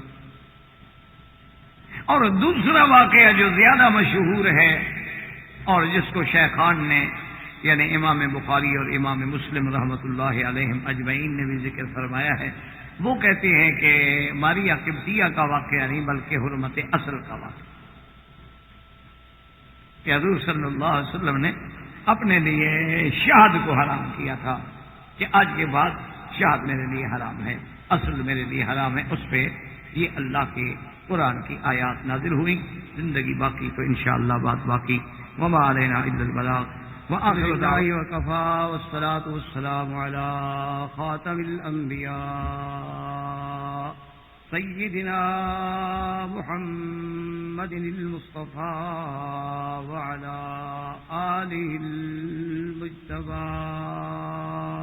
برادران اسلام، واجب الاحترام بزرگوں، دوستوں، عزیز نوجوانوں، الحمدللہ آپ کے اس مسجد مستشفیٰ میں جو سلسلہ دروس اللہ کی رحمت سے جاری ہوا ہے، جس میں اسلام اور عورت کا مقام کے بارے میں ہم نے سابقہ درس میں بھی یہ سورت مبارک کی آیات تلاوت کی تھی. اب اسی میں یعنی جب انسان اللہ کے قرآن میں تدبر کرتا ہے، اللہ کے قرآن میں غور کرتا ہے، سطحی نظروں سے نہ دیکھتا ہو بلکہ وہ جو تدبر مطلوب ہے اس پہ آدمی تدبر کرے اور غور کرے اور سمجھے کہ یہ سورت تحریم جو ہے یہ بھی ایک عظیم سورت، ایک طرف سے تو یہ دیکھا جا رہا ہے کہ اللہ کے پیغمبر نے ایک چیز کو، حلال چیز کو اپنے اوپر حرام کیا، تو اللہ کی طرف سے ایک بڑا پر لطف عتاب ہے، جس میں لطف بھی ہے اور عتاب بھی۔ دوسری جانب اگر آپ اس میں غور کریں تو یہ بھی آپ کو نظر آئے گا کہ مرضات ازواج کے، عورتوں کی اور بیویوں کی رضا جو ہے وہ اتنا بڑا مقام ہے کہ اللہ کے پیغمبر بھی ان کی رضا حاصل کرنے کے لیے اتنا بڑا قدم اٹھا بیٹھے۔ یعنی پیغمبر کی نظر میں اپنی ازواج کی، اپنی بیویوں کی رضا بندی اور ان کو خوش رکھنا اتنا اہم تھا کہ اللہ کے پیغمبر ایک حلال چیز کو بھی تحریم کا، حرام کہہ بیٹھے اور اللہ کی طرف سے عتاب آ گیا۔ تو اس کے اسی کے پہلو میں ہمیں نظر آئے گا کہ سرکار دو عالم صلی اللہ علیہ وسلم کی نظر میں عورت کا کیا مقام۔ اور اسی طرح یہ بھی دیکھیں کہ حضور صلی اللہ علیہ وسلم نے پھر اگر ایک تحریم کا اقدام فرمایا ہے تو اس کے ازالے کے لیے، یعنی ایک عورت کی اگر ایک مسئلے میں دل شکنی ہوئی ہے تو اس کے ازالے کے لیے سرکار دو عالم کو کتنے بڑے امتحان سے گزرنا پڑا۔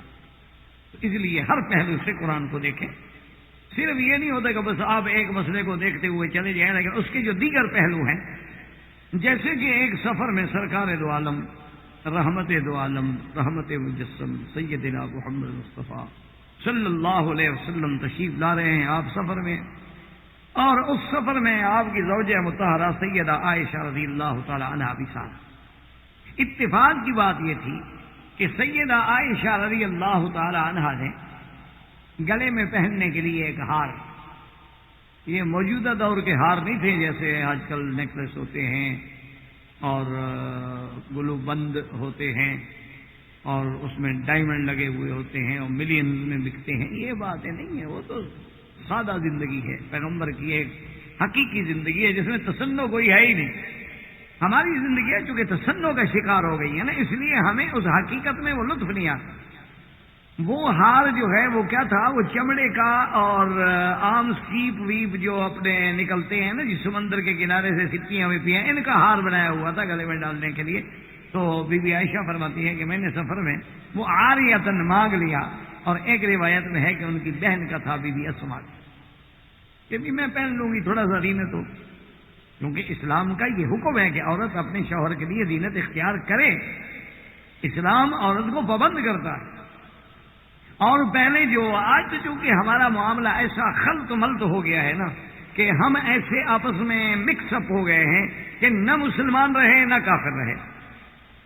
اسی لیے اپنا ایک دفعہ بہت پرانی بات ہے، حضرت قاضی احسان احمد شجاع آبادی رحمۃ اللہ علیہ جو بہت بڑے عظیم خطیب لیڈر تھے، جن کی ساری زندگی اللہ کے دین کی خدمت میں اور کفر سے لڑتے ہوئے گزر گئی، مجھے یاد ہے کہ انہوں نے ایک تقریر میں فرمایا تھا کہ بھائی بگڑی ہوئی عقل سے حماقت اچھی، بگڑی ہوئی عقل سے حماقت اچھی، اور دھوکے کی محبت سے عداوت اچھی۔ یہ نہیں کہ آدمی کبھی تو پاگل ہو جائے، کبھی ٹھیک ہو جائے، کبھی پاگل ہو جائے کبھی ٹھیک، اس سے اچھا ہے کہ تو پاگل ہو جائے نا۔ چلو لوگ یہ تو سمجھے نا کہ پاگل ہے، اب سمجھ رہے کہ اچھا ہے وہ پھر پاگل ہو جائے۔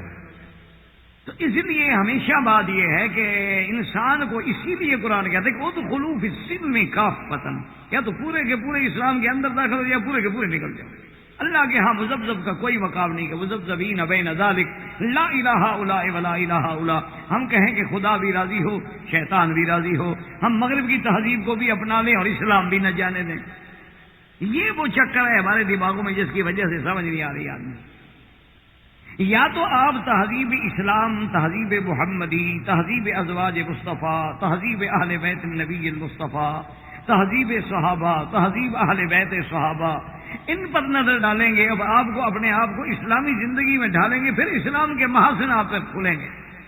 ورنہ اسلام تو حکم دیتا ہے کہ سب سے بڑی یعنی کامیاب اور اچھی عورت اللہ کی نظر میں وہ ہے کہ جب خامن داخل ہو اذا رأتھا سرتھا، کہ جب دیکھے تو خوش، یعنی خامن بھی آئے تو اس کو خوشی ملے، اس کو بنی سمری بیوی ملے۔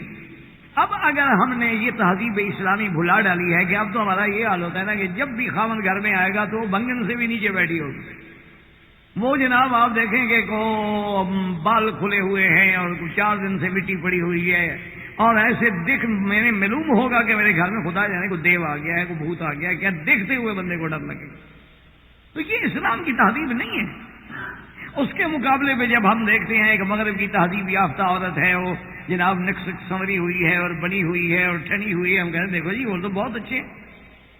حالانکہ اسلام تو اتنا آگے ہے، اسلام کہتا ہے کہ خوبی یہ ہے عورت کی، اور حضور نے فرمایا کہ جو عورت میک اپ کر کے سنگار کر کے تیار ہو کے اپنے خاوند کے لیے گھر میں بیٹھی ہے، اس کو اللہ اس مجاہد کے برابر ثواب دیتے ہیں جو بارڈر پہ گھوڑا باندھ کے حفاظت کر رہا ہے مسلمانوں کے ملک کی، جب یہ بھی مجاہدہ ہے کہ اپنے خاوند کو گناہوں سے روکنا چاہتا ہے۔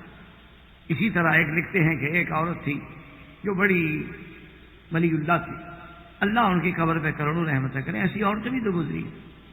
حضرت حاجی امداد اللہ صاحب کی 2 بیویاں تھیں، تو ان کے بعد شاگردوں نے، ان کے بعد رشتہ داروں نے، عزیزوں نے لکھا ہے کہ بیویوں پر بھی اللہ کی عبادت کا، اللہ کے ذکر کا اور قرآن کا اور حدیث کا اور اتباع سنت کا ایسا رنگ چڑھا ہوا تھا، بس یہی فرق معلوم ہوتا تھا کہ یہ مرد ہیں وہ عورت ہیں، ورنہ حاجی صاحب سے وہ کم نہیں تھی مرتبہ۔ یعنی اندازہ کریں حاجی امداد اللہ صاحب جن کا حضرت گنگوئی مرید ہو، حضرت گنگوئی جیسا آدمی جن کا مرید ہو، وہ کہتے ہیں کہ ان کی بیویاں بھی اتنے اللہ کے ذکر میں، اللہ تبارک و تعالیٰ عطا کہ ایک بزرگ نے لکھا ہے نا، شیخ الحدیث کا ایک واقعہ میں نے کبھی پڑھا تھا، آپ بیتی میں اللہ علم، وہ فرماتے تھے کہ جب میں جوان تھا، جوانی تھی، تو بڑا شوق ہوتا تھا، قرآن شریف حفظ کیا تھا، الحمدللہ علم پڑھ رہے تھے، تو بڑا ذوق ہوتا تھا کہ آج اس مسجد میں 2 پارے پڑھ رہے ہیں اور آج اس مسجد میں 2 پارے پڑھ رہے ہیں اور آج اس مسجد میں 2 پارے پڑھ رہے ہیں، رمضان کی راتیں ہیں جناب 4 مسجدوں میں قرآن۔ یہ ذوق کی باتیں ہیں، ہمیں تو پھر مسئلے کی تحقیق شروع ہو جاتی ہے نا، مسئلہ صرف اسی وہ ڈھونڈتے ہیں ہم کہ عبادت سے کس طرح روکنا ہے، وہ مسئلہ ہم نہیں ڈھونڈتے کہ عبادت کس طرح زیادہ کرنی ہے۔ حضرت بن نوری رحمۃ اللہ علیہ کو میں نے خود اپنی آنکھوں سے دیکھا ہے، 80-85 سال کی عمر، اور اللہ ان کی قبر پہ کروڑوں رحمت کرے۔ کبھی میں آتا کراچی میں تو وہ بہت سخت ناراض ہوتے تھے، اگر میں ان کے پاس قیام نہ کروں تو بہت ہی ناراض ہوتے تھے اور بڑی خفگی کا اظہار کرتے تھے، تو مجبوراً پھر میں یہ کرتا تھا کہ اپنا قیام گویا کہ حضرت کے پاس سامان وہیں رکھ لیا، کمرہ لے لیا، بیگ رکھ دیا، سامان رکھ دیا، اور پھر اپنے دوستوں کے ساتھ پھرتے رہے، اور رات کو حاضر ہو گئے، السلام علیکم جناب ہم آپ کے پاس ٹھہرے ہوئے ہیں۔ تو حضرت رحمت اللہ علیہ آپ اندازہ کریں کہ رمضان کی راتوں میں اسی مسجد نیو ٹاؤن کے مدرسے کی جو مسجد ہے ماشاءاللہ بہت بڑی مسجد ہے، وہاں 20 تراویحاں پڑھتے جماعت کے ساتھ، اور وہ 20 تراویحاں پڑھانے والے بھی قاری تھے، کم از کم 2 گھنٹے لگتے تھے 20 تراویح پڑھنے، اور جب بھی اس تراویحاں پڑھا کے حضرت فارغ ہو جاتے تو فوراً دارالحدیث میں آ جاتے جہاں درس حدیث دیتے تھے، اور وہاں جناب قاری ہوتے تھے، حضرت کے شاگرد ہوتے تھے، مختلف قراء تھے، کوئی ساؤتھ افریقہ کا تھا اور کوئی کسی کا تھا اور کسی کا تھا، تو جو سب سے خوبصورت قرآن پڑھنے والا اور بہترین تجوید کے ساتھ پھر اس شاگرد کو حکم دیتے کہ ابھی جو ہے ہم دارالحدیث میں قرآن سنیں گے، پھر وہاں کھڑے ہو کے 3 پارے سنتے، اور جو ذوق والے لوگ تھے پھر وہ سارا دارالحدیث بھر جاتا، یعنی 2 گھنٹے وہاں کھڑے ہیں اور یہاں اب پھر شاگرد کے پیچھے کھڑے ہیں اور وہ 3 پارے منزل پڑھ رہا، اور فارغ ہوتے ہیں، اور اس کے بعد جناب تشریف لے آتے کہ مہمان آیا، وہ آیا، پہنچا، اس کے بعد اتنے میں سحری کا وقت ہو جاتا۔ یہ کون سی طاقت تھی؟ یہ اللہ طاقت دیتی، ہم تو سوچ بھی نہیں سکتے۔ ہمارا تو حال یعنی حرم شریف میں یہ ہوتا ہے کہ اگر امام ذرا بنا سنوار کے پڑے تو لوگ کہتے ہیں یار یہ بڑا ایسا پڑتا ہے، وہ تیز امام ہو، کبھی اس ٹانگ پہ کھڑے ہیں کبھی اس ٹانگ پہ کھڑے ہیں، جیسے بیچارے کو عذاب میں ہے وہ۔ کیوں ایمان ہے نہیں، قرآن سے لذت ہی نہیں، حلاوت ہی نہیں۔ جب حلاوت نہ ہو، لذت نہ، انٹرنیٹ پہ آپ بیٹھے ہوئے چیٹنگ کرتے ہوئے مجالے 8 گھنٹے آنکھ بھی ادھر کریں، کیوں یہاں آپ کو لذت مل رہی ہے، قرآن میں لذت مل نہیں رہی۔ تو اصل بات یہ ہوتی تھی کہ وہ کہتے ہیں کہ جی مجھے میری دادی اماں جو تھیں تو وہ ان کے نزدیک تو آپ حضرت شیخ الحدیث ہو جائیں، کچھ ہو جائیں، دادی تو دادی ہوتی ہے، تو ماں وہ کہہ رہے بھائی زکریا لوگوں کو قرآن سناؤ اور ہمیں نہ سناؤ، بھائی کبھی ہمیں بھی تو قرآن سنا دو۔ اور کہ ہماری جوانی کے دن تھے، ہم پرواہ نہ کرتے۔ ایک دفعہ رمضان المبارک کے دن تھے اور مہینہ مبارک تھا، دادی صاحبہ نے ذرا سختی سے کہا، تو میں نے کہا کہ دادی بالکل ٹھیک ہے، آج ساری بوڑھیوں کو اکٹھا کر لو، آج کو جو ہے نا میں قرآن آپ کو سناؤں گا انشاءاللہ۔ میں جو ہی تراویح پڑھ کے مسجد سے آؤں گا تو سیدھا گھر آ جاؤں گا، اور آپ سارے گھر کے عزیز اقارب جتنے ہیں اکٹھے کر لیں، اور آپ لوگوں نے کہا ٹھیک ہے۔ فرماتے ہیں کہ میں نے جناب وہاں سے فارغ ہوا آیا اور غصے میں کہ دادی روز تنگ کرتی ہے، آج اسی طرح دادی کو تنگ کرو۔ کہتے ہیں بس میں نے جو شروع کیا تو پہلے 15 سپارے پہ پہلی رکعت، اور پیچھے دادی کھڑی ہے، عورتیں کھڑی ہیں ساری ہاتھ باندھ۔ میں نے کہا پھر تو نہیں کہے گی نا کہ قرآن سناؤ؟ اور دوسری رکعت والناس پہ کی، پورا قرآن پڑھ دیا۔ جب سلام پھیر کے ختم ہوا تو میں نے کہا انشاءاللہ آئندہ کبھی نہیں کہیں گی کہ مجھے قرآن سناؤ۔ کہنے لگے بیٹا اتنا نہ اتراؤ، اتنا تو میری روز کی منزل ہے، ابھی پڑھنا ہے تو فجر کی نماز پڑھ کے پھر کھڑے ہو جاؤ۔ فرمایا تم مجھے تھکانا چاہتے، اتنا تو میں روز پڑھتی ہوں قرآن۔ تو جب وہ عورتیں تھیں، اب ان کا تصور تم کرو جناب موجودہ دور کی کسی مونالیزا سے، کسی میڈونا سے، یہ تو پھر ہمارے عقل کا خرابی ہے نا۔ کہاں کی نسبت خاک خراب عالم پاک، کہاں یہ چلتی پھرتی ہوئی گندگی کی لاشیں، اور کہاں وہ اسلام نے عورت جو بنایا ہے جس کو مقام دیا ہے، کہاں کو۔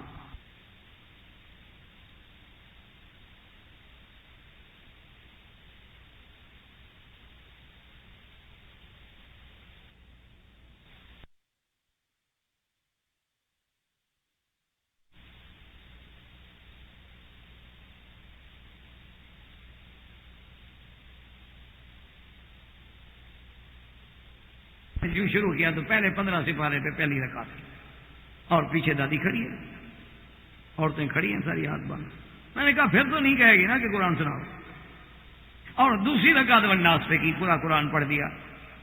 جب سلام پھیر کے ختم ہوا تو میں نے کہا انشاءاللہ آئندہ کبھی نہیں کہیں گی کہ مجھے قرآن سناؤ۔ کہنے لگے بیٹا اتنا نہ اتراؤ، اتنا تو میری روز کی منزل ہے، ابھی پڑھنا ہے تو فجر کی نماز پڑھ کے پھر کھڑے ہو جاؤ۔ فرمایا تم مجھے تھکانا چاہتے، اتنا تو میں روز پڑھتی ہوں قرآن۔ تو جب وہ عورتیں تھیں، اب ان کا تصور تم کرو جناب موجودہ دور کی کسی مونالیزا سے، کسی میڈونا سے، یہ تو پھر ہمارے عقل کا خرابی ہے نا۔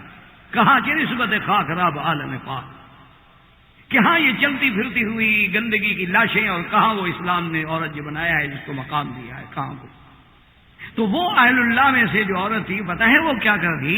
عشاء کے بعد، جب چونکہ ہمارے انڈو پاک میں آپ کو پتہ ہے کہ کھانا مغرب سے پہلے کھا لیا جاتا ہے رات کا، اور پھر لوگ مغرب بھی پڑھتے ہیں اور عشاء بھی پڑھتے ہیں، تو وہ جناب یہ ہے کہ عشاء کے بعد روزانہ بی بی صاحبہ غسل فرماتی، غسل فرمانے کے بعد خوشبو لگاتی، کنگھی کرتی، اچھے لباس پہنتی، جو ان کے پاس سنگار تھا یعنی سرما تھا، مساک تھا، جو بھی اس زمانے کی چیز تھی، تیار ہو کے خامد کے آنے سے پہلے ان کے کمرے میں انتظار میں بیٹھی ہوتی، بالکل بن سمر کے، اور خاوند آتے اور آگے بیٹھ جاتے، 2-4 منٹ باتیں کرتے، تو پھر ان سے پوچھتی کہ آپ کو اگر میری حاجت ہے تو میں حاضر ہوں، اگر اجازت ہو تو پھر میں جا کے اللہ اللہ کروں۔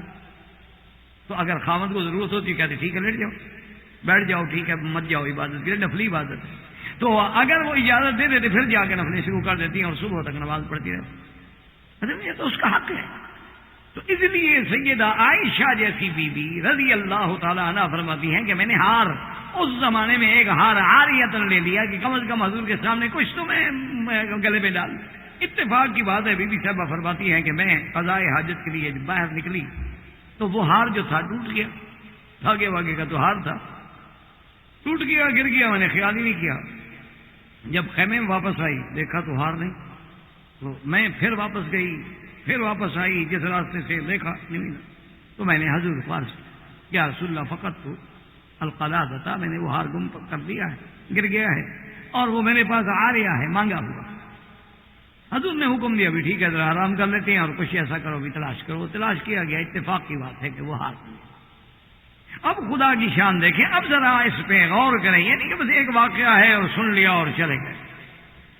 اگر آدمی غور کرے گا، فکر کرے گا، تدبر کرے گا تو اس کے دماغ میں بات بیٹھے گی کہ اسلام نے عورت کے بارے میں کیا کیا تصورات قائم کیے ہیں، اللہ کی نظر میں عورت کا کیا مقام ہے، رسول اللہ کی نظر میں عورت کا کیا مقام ہے، اولیاء اللہ کی نظر میں عورت کا کیا مقام ہے۔ لیکن شرط ہے میرا بھائی عورت ہو، اگر عورت عورت ہی نہ رہے، اگر عورت اپنے عورت پن کو ختم کر دے پھر تو اس کا کوئی مقام نہیں۔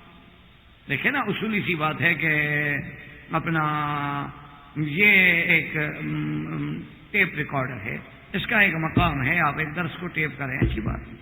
اب اگر کوئی آدمی اس کو پکڑ کے ایسے پھینک دے کہ یہ سڑک پہ جا پڑے، یہ کوئی بات تو نہ ہوگی۔ اس کا اپنا ایک مقام ہے، طریقے استعمال ہے۔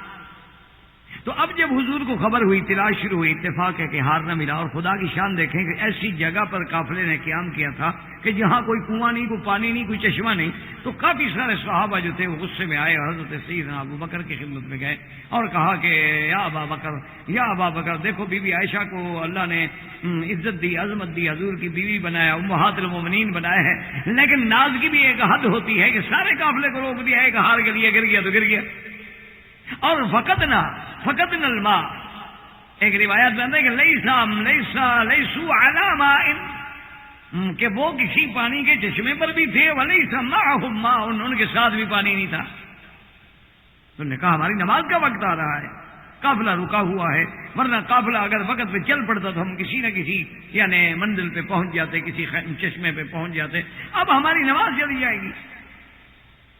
تو ایک تو صحابہ کا عشق صلاۃ کہ نماز کا اتنا فکر ہے کہ اب اس میں ان کے سامنے نہ بی بی عائشہ کی عظمت ہے، نہ یہ ڈر ہے کہ کہیں حضور ناراض ہو جائے گا، نہیں، نماز تو اللہ کی ہے۔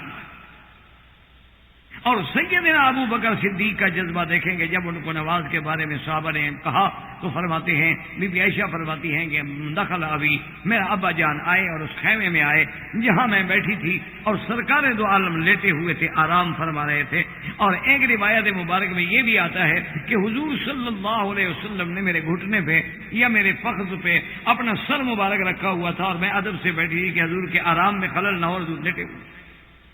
حضرت ابو بکر صدیق آئے اور غصے سے کہا، حابستنا، تم نے ہمیں روک دیا، ان القوم لیسوا علی ماء ولیس معهم ماء، کہ قوم ایسے مقام پہ ہے کہ نہ ان کے پاس پانی ہے اور نہ ان چشمے پہ ہے، تو نماز جانے کا خوف ہے، تم نے اللہ کے پیغمبر کو ایک ہار کے لیے روک دیا۔ اور بی بی عائشہ فرماتی ہیں کہ میرے ابا نے مجھے اتنے زور سے مارا کہ مجھے کہتی ہیں بہت ہی والد صاحب نے اتنی قوت سے مجھے گھونسا مارا میری پشت میں کہ مجھے سخت تکلیف ہوئی، لیکن میں نے ضبط کیا کہ میں ہلوں نہیں، حضور کے آرام میں فرق نہ آ جائے۔ اب اسی میں اب آپ دیکھیں کہ جناب حضور صلی اللہ علیہ وسلم کی بھی آنکھ مبارک کھل گئی، فنظر علیہ جبریل علیہ السلام آ گئے اور اللہ نے فوراً قرآن نازل کر دیا، وَإِن لَّمْ تَجِدُوا مَاءً فَتَيَمَّمُوا صَعِيدًا طَيِّبًا۔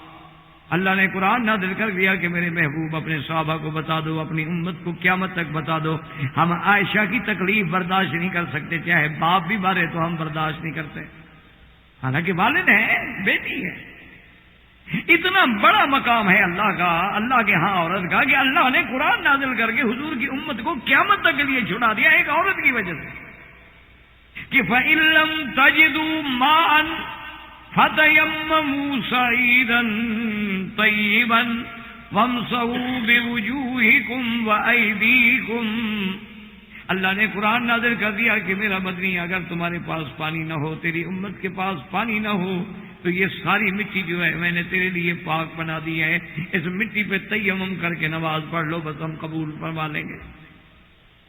اب 2 منٹ پہلے جو صحابہ غصہ کریں سب آگے ابو بکر کو مبارک دے رہے ہیں، کہتے ہیں ابو بکر مبارک ہو تیرے گھرانے کی وجہ سے اللہ نے حضور کی امت کو چھڑا دیا۔ دیکھو نا جی، آج سفر میں ہے پانی نہ ہو، انسان سفر میں ہے پانی نہیں ہے، کیا کرے؟ ایک مسئلہ ہی حل ہو گیا کہ پانی نہ ہو، وضو کرنا ہے، پانی نہیں ہے، بس ہاتھ مارو، تیمم کرو، السلام علیکم ورحمۃ اللہ وبرکاتہ سے نماز پڑھ لو۔ حتیٰ کہ اگر انسان ہے، مرد ہے یا عورت ہے، اس کو غسل جنابت کی ضرورت ہے، پانی نہیں ہے، کیا کرے؟ وہ بھی تیمم کر۔ یہ حضور کی امت کو جو رعایت ملی ہے، پانی کے بغیر صرف مٹی پہ تیمم کر کے نماز قبول کر دیں گے، کس کی وجہ سے ملی؟ یہ سبب کون ہے؟ ایک عورت ہے، سیدہ عائشہ رضی اللہ تعالی عنہ۔ اب دوسری حدیث میں نظر ڈالیں کہ حضور نے فرمایا کہ من سن سنۃ حسنۃ، کہ جو آدمی کوئی اچھی بات کی بنیاد رکھ جائے تو قیامت تک جب اس اچھے عمل پہ عمل ہوگا تو اس کا ثواب بھی اس پہلے بندے کو ملتا رہے گا۔ اگر کسی نے برے کام کی بنیاد رکھی ہے تو قیامت تک جو لوگ اسی پہ گناہ کریں گے ان کا گناہ بھی اس پہ رکھا جائے گا۔ جیسے اول من سن القتل قابیل، کہ سب سے پہلے قتل کی بنیاد کیسے رکھی ہے؟ قابیل نے، کہ اپنے بھائی کو قتل کر دیا۔ سب سے پہلا قتل، سب سے پہلا فتنہ، سب سے پہلا زمین پہ گناہ جو ہوا ہے کہ ایک بھائی نے بھائی کو قتل کیا۔ اسی لیے ابوالکلام رحمت اللہ علیہ لکھتے ہیں کہ انسان عجیب حیوان ہے، وہ کہتے ہیں کہ انسان، چونکہ حیوان تو انسان کی حیوانیت تو اس میں بھی ہے نا، حیوان تو ہے، فرق اتنا ہے کہ حیوان ناطق ہے، بولنے والا ہے، کوئی حیوان ساحل ہوتا ہے، کوئی حیوان ناحق ہوتا ہے۔ تو ابوالکلام لکھتے ہیں رحمۃ اللہ علیہ کہ یہ انسان ایک عجیب حیوان ہے کہ سانپ کبھی سانپ کو نہیں کھاتا، شیر کبھی شیر کو نہیں قتل کرتا، بھیڑیا کبھی بھیڑیے کو نہیں مارتا، کتا کبھی کتے کو نہیں قتل کرتا۔ یہ ایسا حیوان ہے کہ جب انسانیت سے گر جائے تو اپنے انسانوں کو مارتا ہے، یعنی یہ ایسا حیوانیت کی سطح پہ گر جاتا ہے، اسفل السافلین میں چلا جاتا ہے کہ انسان ہو کر انسانوں کا دشمن، ورنہ کوئی چیز اپنے ہم جنس کی دشمن نہیں ہوتی۔ یہ ایک انسان ہے جو بندوں کو مار دیتا ہے، بندوں کو بیچ دیتا ہے، بیٹے باپ کو مار دیتے ہیں، شوہر بیوی کو مار دیتا ہے، بیوی شوہر کو مار دیتی ہے، یہ معاشرہ۔ اب آپ اسی سے اندازہ فرمائیں کہ اللہ کے ہاں کتنا بڑا مقام ہے کہ حضور کی امت جو ہے قیامت تک کتنی بڑی مشکل سے بچ گئی۔ دیکھو نا، پانی نہ ہوتا یا تو نماز جاتی یا نماز قضا ہوتی، لیکن ایک مسئلہ ہی اللہ نے حل کر دیا کہ نہیں ہے پڑھنے تو کوئی بات ہی، فتیمموا صعیدا طیبا۔ اسی طرح اب جو آیات مبارکہ ہم نے تلاوت کی ہے، یعنی آپ حیران ہوں گے اللہ کے قرآن کو خدا کے لیے کبھی غور کر کے پڑھا۔ اس قرآن مقدس میں سورت تحریم میں جس بی بی کا واقعہ آ رہا ہے اس کا نام تو ہے بی بی زینب بنت جحش، اور ایک بی بی زینب ہے جو حضور کی پھوپھی کی بیٹی ہے، وہ ان کا نام بھی بی بی زینب ہے، اور ان کا بھی ذکر اللہ کے قرآن میں، یعنی آپ اندازہ کریں کہ ان کا ذکر بھی اللہ کے قرآن میں ہے کہ حضور صلی اللہ علیہ وسلم چاہتے تھے، آپ نے حضرت زید کو اپنا متبنہ بنایا تھا، بیٹا بنایا تھا، تو حضور صلی اللہ علیہ وسلم چاہتے تھے کہ بھی زید کا رشتہ ہو جائے، شادی ہو جائے۔ تو حضور صلی اللہ علیہ وسلم نے بی بی زینب کے بھائی سے پیغام دے دیا کہ بھئی تم اپنی بہن کا یعنی بی بی زینب کا نکاح اور رشتہ جو ہے وہ زید سے کر دو۔ حضرت سوچ میں پڑ گئے، حالانکہ حضرت زید غلام نہیں تھے، لیکن مشہور تو ہو گئے تھے نا کہ غلام ہیں، ورنہ حضرت زید رضی اللہ تعالیٰ عنہ غلام نہیں تھے۔ ان کو بیچاروں کو سفر میں پکڑ لیا، بعد کافروں نے غلام بنا لیا۔ حضور صلی اللہ علیہ وسلم نے ان کو آزاد کر کے اپنا بیٹا بنا لیا، ورنہ وہ حقیقت میں بھی غلام نہیں تھے، لیکن مشہور یہی تھا کہ حضرت زید غلام ہیں غلام ہیں غلام ہیں۔ تو غلام اور احرار میں تو ایک مقام کا فرق تھا۔ تو اب جناب ان کے بھائی سوچ میں پڑ گئے کہ بھئی ہمارا تو قریش خاندان ہے اور اتنا بڑا عظیم خاندان ہے، اور ہم اپنی بہن کا رشتہ ایک ایسے آدمی سے کر دیں جو غلام ہے۔ بڑا سوچا، ایک دن بی بی زینب نے پوچھا کیا بات ہے؟ کیسے بات ہے؟ تو ابھی اب حضور نے فرما دیا ہے، اس بات کا اللہ کے نبی کا اگر حکم ہے، حضور نے فرمایا ہے، تو اب اس میں کون انکار، کیا کیسے کرے؟ وہ میں نہیں چاہتی۔ اسی لیے اسلام نے یہ بھی انشاءاللہ جب ہم اللہ کو منظور ہے، اللہ نے توفیق دی، جب ہم نکاح پہ بات کریں گے تو اس میں انشاءاللہ آپ دیکھیں گے، اسی لیے اسلام کہتا ہے کہ رشتے کرنے میں کفر کی کوشش کرو کہ ہم پلہ رشتہ ہو، خاندان کے اعتبار سے، اسلام کے اعتبار سے، بود و باش کے اعتبار سے، رہن سہن کے اعتبار سے، کیونکہ وہ رشتے جو ہیں اللہ کی رحمت سے زیادہ قائم رہتے ہیں۔ اگر آپ چھوٹے آدمی کسی بڑے گھر میں چلے گئے تو پھر بہت مشکل نپٹتی ہے۔ اگر لڑکی کسی بڑے گھر میں چلی گئی یا بڑے گھر کے لڑکے نے کسی غریب لڑکی سے شادی کر لی، وہ ہمیشہ تانے کی زد میں رہے گی، تم کیا تھی، ہم نے تمہیں فرش سے اٹھا کے عرش پہ بٹھایا، ناز کرتی ہو۔ اگر بڑے گھر کی کوئی لڑکی ہوگی اور کسی غریب سے شادی کرو گے، تم کیا تھے، میرے باپ کے پاس ملازم تھے، نوکر سے احسان کیا، اس نے تمہیں رشتہ دے دیا، ہم نے گھر میں رکھا ہوا، اب تم ناز کرتے ہو، نخرے کرتے ہو۔ تو یہ چونکہ رشتے ٹوٹنے کا، اس مودت کا، اس مقام کا، اس عزت و عظمت کے ختم ہونے کا اندیشہ، اسے اسلام کہتا ہے کفر۔ تو اب بی بی زینب صاحب بات ہے، ایک بڑے گھر کی بیٹی ہے، وہ تو حضور کے رشتے دار ہے۔ آخر انجام یہ ہوا کہ حضرت زید رضی اللہ تعالیٰ عنہ نے خود آ کر حضور سے عرض کیا کہ یا رسول اللہ صلی اللہ علیہ وسلم، میں اپنی بیوی کو طلاق دینا چاہتا ہوں۔ حضور نے فرمایا اللہ کے بندے کیا کر رہے ہیں، پہلے تیرے رشتے کی وجہ سے مجھ پر برادری ناراض ہے کہ بھئی انہوں نے اپنے عزیز ترین، اپنے قریبی رشتہ جو ہے اس کی لڑکی جو تھی غلام کو دے دی، اب تم ایک میرے لیے ایک اور مشکل پیدا کرنا چاہتے ہو کہ طلاق بھی دے رہے ہو۔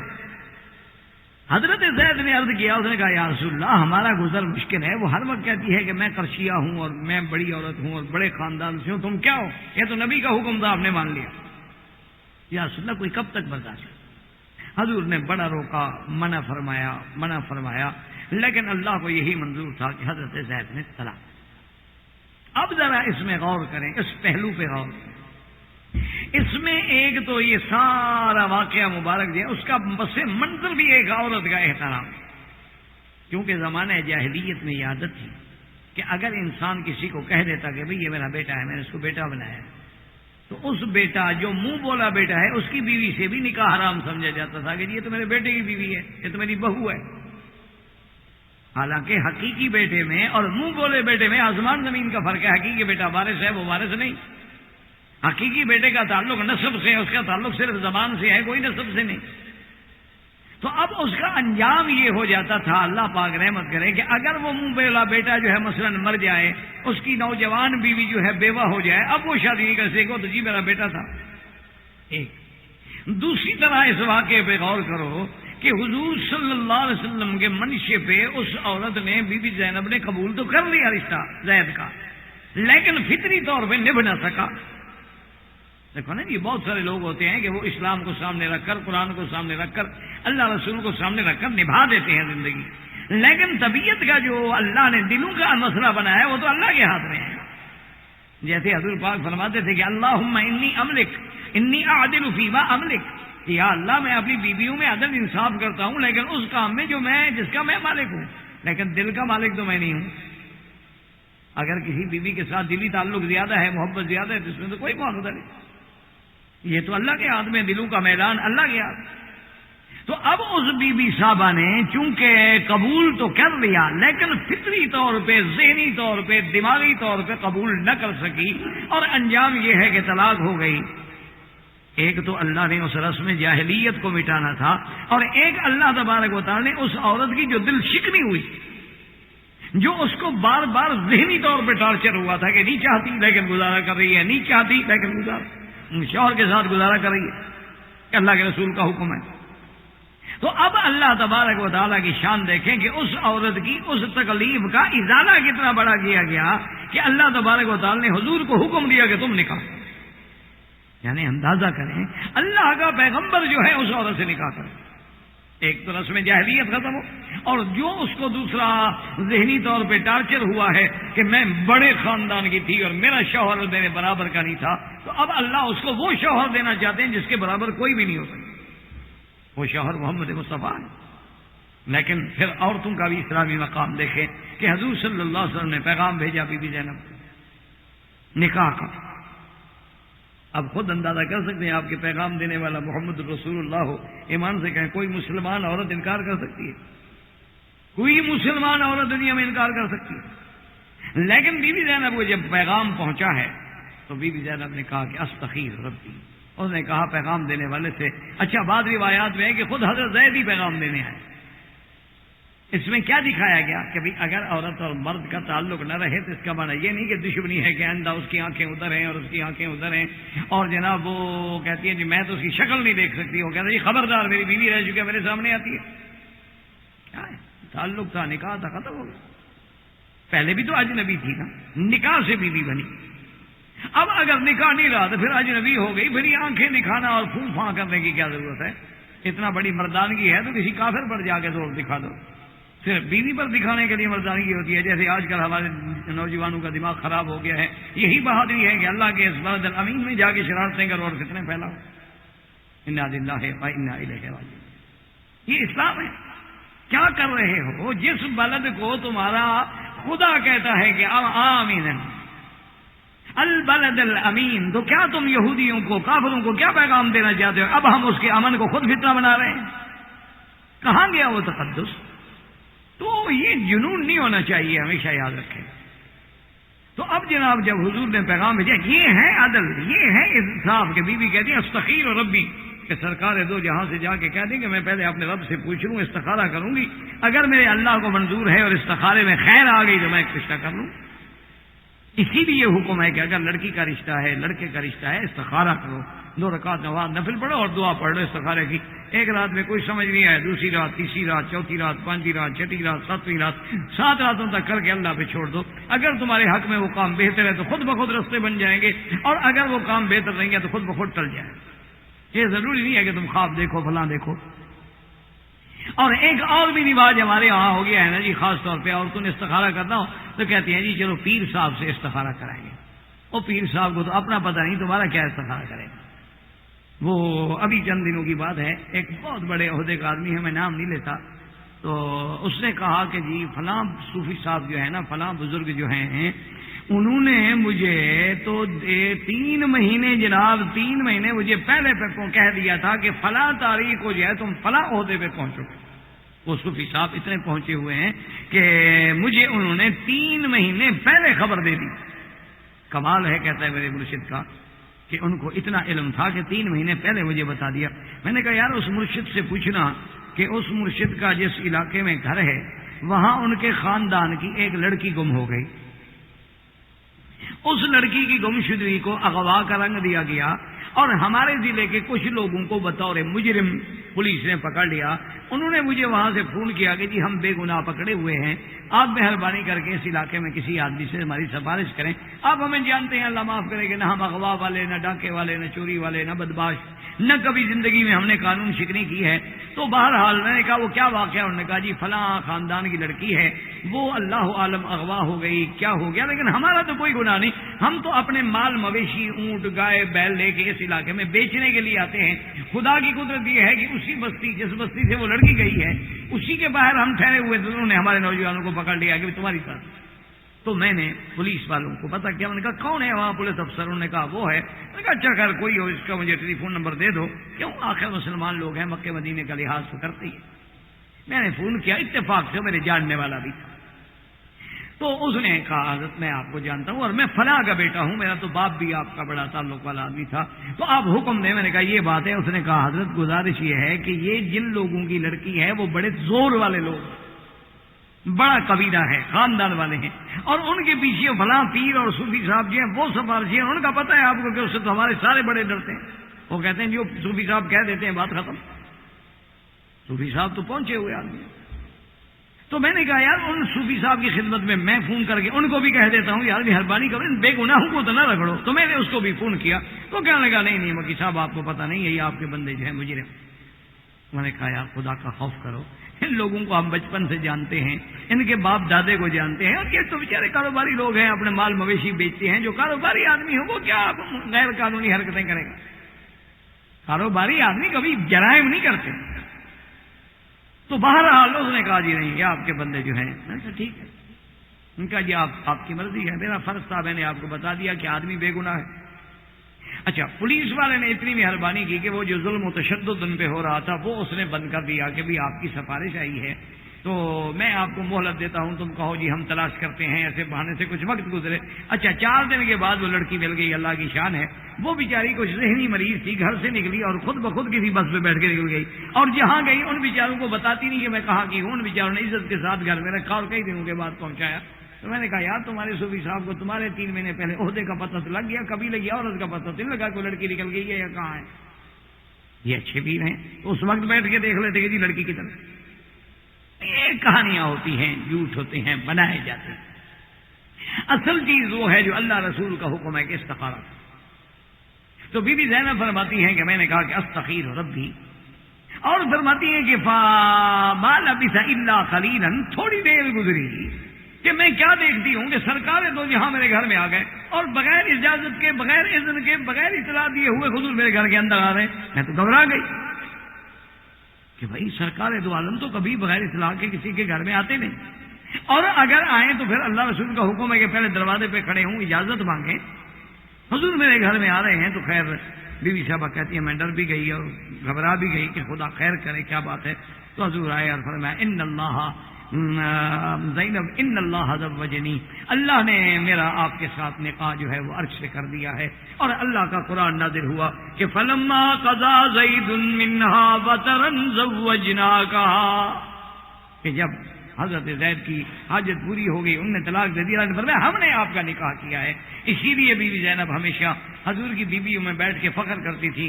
وہ کہتی تھی تمہارے باپ دادے نے نکاح کیا، تمہارے چاچے نے نکاح کیا، تمہارے بھائی نے نکاح کیا، لیکن میں تو وہ خوش نصیب عورت ہوں نا کہ جس کا نکاح خود خدا نے کیا. کہتی بی بی عائشہ کی بڑی شان ہے، لیکن نکاح تو ابو بکر نے کر کے دیا ہے، میرا نکاح تو خدا نے کیا. اور قرآن نازل ہوا ہے اور قرآن قیامت تک پڑھا جائے. یعنی آپ اندازہ کریں کہ ایک طرف تو اس حرمت کو کہ منہ بولے بیٹے کی بیوی سے نکاح حرام ہے اس کو ختم کرنا تھا، اور دوسری طرف سے جو بیوی کو حضرت زید کے ساتھ نکاح کرنے میں ذہنی تکلیف ہوئی چونکہ اور نکاح ہوا حضور کے حکم سے، تو اللہ نے اس کا بدلہ یہ دیا کہ خود حضور کی بیوی بنا کے امہات المومنین بنا۔ اللہ نے اتنا اونچا کر دیا، اتنا اونچا کر دیا کہ سارے قرآن میں اگر آپ ڈھونڈیں نا جی تو کسی صحابی کا نام نہیں ملے گا آپ کو قرآن میں ماں سوائے زید کے۔ سارے قرآن میں کسی حضرت ابو بکر کا بھی نام نہیں، اذ یقول لصاحبہ۔ یہ واحد خوش قسمت صحابی ہے کہ جس کا نام اللہ نے قرآن میں دیا کہ فلما قضا زید منہا وطرا۔ یہ عظمت اور یہ شان۔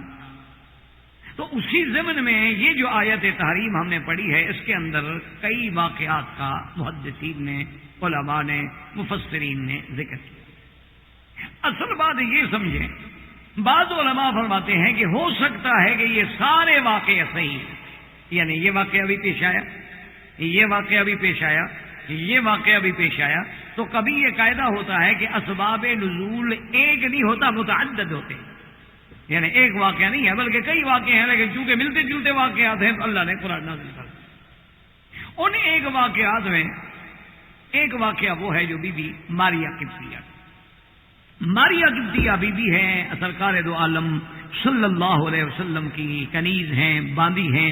آپ کو مقوقس ملک اسکندریہ نے ہدیہ بھیجی، اور حضور نے اس بادشاہ نے بی بی ماریہ قبطیہ کو جب ہدیہ بھیجا تو اس کے ساتھ جو ہے خادم بھی بھیجا، اس کا نام تھا معبود، اس کا بھی بڑی عجیب واقعہ تھا۔ تو اب جناب یہ ہے کہ بی بی ماریہ قبطیہ جو تھی حضور صلی اللہ علیہ وسلم نے ان کو اپنی بیوی بنا لیا۔ ایک دن واقعہ یہ آتا ہے اور یہ احادیث میں بھی موجود ہے کہ بی بی حفصہ بنت عمر رضی اللہ تعالی عنہ، بی بی حفصہ رضی اللہ تعالی عنہ نے حضور سے اجازت مانگی تھی کہ میں اپنے والدین کے گھر جانا چاہتی ہوں، حضور نے اجازت دے دی۔ حضور صلی اللہ علیہ وسلم نے بیت حفصہ میں، یعنی وہ حجرہ مبارک جو بی بی حفصہ کا تھا، اس میں حضور نے اپنی بی بی ماریہ قبطیہ کو طلب فرمائی۔ اب آپ دیکھیں کہ شرعن اس میں کوئی عیب نہیں کہ شرعن آپ کی بیوی ہے، آپ اس کو اپنے گھر بلاتے ہیں یا آپ دوسرے کمرے میں بلاتے ہیں یا آپ اس کو دوسرے مکان میں بلاتے ہیں، تو کوئی عیب نہیں ہے۔ لیکن مشکلات یہ ہیں کہ ہم آج حلال سے شرماتے ہیں لیکن حرام سے نہیں۔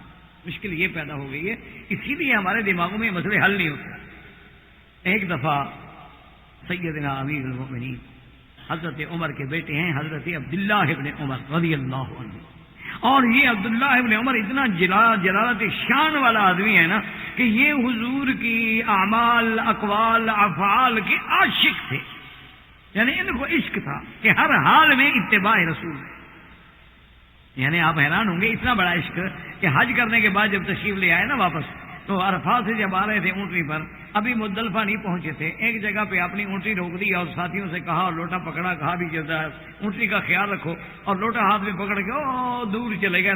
تو اس نے سمجھا کہ آپ کو قضاء حاجت کا تقاضا ہوگا، اس لیے آپ گئے، لیکن وہاں ایک جگہ جا کے ایسے بیٹھ گئے، بیٹھے بیٹھے وہی لوٹا ہاتھ میں پھر اٹھ کے آ گئے۔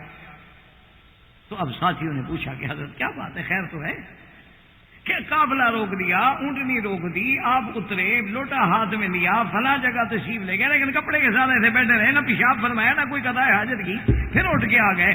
فرمایا رأیت رسول اللہ صلی اللہ علیہ وسلم، فرمایا میں نے اپنے محبوب محمد عربی کو سرکار دو جہاں کو حج پر واپسی پہ اسی جگہ بیٹھے ہوئے قضاء حاجت کے لیے دیکھا تھا۔ مجھے تو اب خواہش نہیں تھی پیشاب وغیرہ کی، لیکن میں نے کہا وہ اتباع تو کر لو، اسی طرح بیٹھ تو جاؤں جیسے میرا محبوب بیٹھا۔ یہ ہے عشق۔ تو حضرت عبداللہ ابن عمر جیسا آدمی فرماتے ہیں کہ حج کرنے کے سلسلے میں جب میں آیا تو جب میں اپنی زوجہ مطہرہ کے ساتھ، اپنی بیوی کے ساتھ کنکریاں وغیرہ مار کے فارغ ہو کے طواف زیارت کے لیے آئے، اور ہم دونوں میاں بیوی نے طواف زیارت مکمل کر لیا، اب واپس بھی نہ جا رہے ہیں، تو میری طبیعت میں خواہش ہو گئی اپنی بیوی کے ساتھ مباشرت کی۔ انسان ہے، اسی وقت بھی خواہش ہو سکتی، لیکن مشکل یہ ہے نا میرا عزیز کہ انسان کے دماغ میں جب تہذیب مغرب کا اثر ہو جائے، ان کے لیے یہ واقعات عجیب لگتے ہیں۔ حالانکہ وہ لوگ جو سڑکوں میں، پارکوں پہ اور جناب سروس اسٹیشنوں پہ اور جہاں مرضی آئے کچھ کر دیں، اعتراض اسلام پہ کریں گے. وہ حضرت عبداللہ ابن عمر فرماتے ہیں کہ میں نے اپنی بیوی سے اپنی خواہش کا اظہار کیا کہ میری طبیعت پہ خواہش ہو گئی ہے، اور اسلام کا یہ حکم ہے، باقاعدہ حکم ہے کہ اگر تم باہر جا رہے ہو اور تمہیں کسی عورت کے پاؤں پہ، ہاتھ پہ، پنڈلی پہ، بدن پہ نظر پڑی اور تیرے جذبات شہوت جو تھے وہ انگیخت ہو گئے، حضور نے فرمایا فرجع الی اہلک، اپنے گھر لوٹاؤ. تمہارے گھر کے اندر بھی تو وہ چیز موجود ہے جو تم باہر ڈھونڈنا چاہتے ہو، یہ حکم ہے. حضرت عبداللہ ابن عمر رضی اللہ تعالیٰ عنہ فرماتے ہیں کہ میں نے جب اپنی خواہش کا اظہار کیا تو بیوی نے کہا کہ میں تو انکار نہیں کر سکتی، کیونکہ یہ شریعت کا حکم ہے کہ کسی حال میں بھی اپنے خاوند کا انکار دے، الا بعذر، اگر معذور ہے، بیمار ہے، حیض ہے، نفاس ہے یا بیمار ہے. ورنہ اتنے بھی لفظ آتے ہیں کتابوں کے ولو علی تنور، کہ اگر تنور پہ کھڑی ہو کے روٹیاں لگا رہی ہے اور خاوند بلاتا ہے چھوڑ دو، روٹی کو جلنے دو، خاوند کو تو جلنے سے بچاؤ. تم کیا چاہتی ہو کہ خاوند جہنم میں جل جائے؟ تو اب جناب حضرت عبداللہ ابن عمر رضی اللہ تعالیٰ فرماتے ہیں کہ میری بیوی نے مجھ سے کہا کہ حضرت آپ کی خواہش ہے، ٹھیک ہے، میں آپ کی بیوی ہوں، لیکن بات یہ ہے کہ میں نے تو ابھی تک بال نہیں کٹائے، اور جب تک حج والا یا احرام عمرے والا بال نہ کٹائے وہ تو احرام سے نہیں نکلتا. یہ مسئلہ بھی اچھی طرح یاد رکھ لیں. ہماری بیٹیاں یہ سمجھتی ہیں کہ وہ جو چادر رومال باندھا ہوتا ہے نا بالوں کو، بس کھول دے، اوہ احرام ہم نے کھول دیا جی، او احرام شیرام ہے، کپڑے کھولنے سے نہیں کھلتا. یا جیسے ہمارے مردوں کو بھی یہ غلط فہمی ہے کہ احرام کے بعد وہ جی ہم نے کپڑے چادریں اتار دی، تولیے اتار دی، ہم نے سلوار قمیض پہن لیا، احرام کھول دیا جی. اور سلوار قمیض پہننے سے احرام نہیں کھلتا جب تک حلق نہ ہو یا قصر نہ ہو. جب تک آپ حلق نہ کرائیں یا بال نہ کٹائیں، لاکھ دفعہ سلوار قمیض پہن لیں، الٹا مجرم بنتے جائیں گے، احرام سے نہیں نکلیں گے. احرام سے نکلنے کا حل یہ ہے کہ جب طواف کر لو، صفا مروا دوڑ لو تو اب سر پہ اس طرح پھرواؤ. اگر بال بڑے ہیں تو چوتھا حصہ بالوں کا سارے سر سے کاٹ لو، باقی رہنے دو. اب تم احرام سے نکل گئے. چاہے شلوار قمیض نہ پہنو، اسی تولیے کو سر پہ ڈال لو.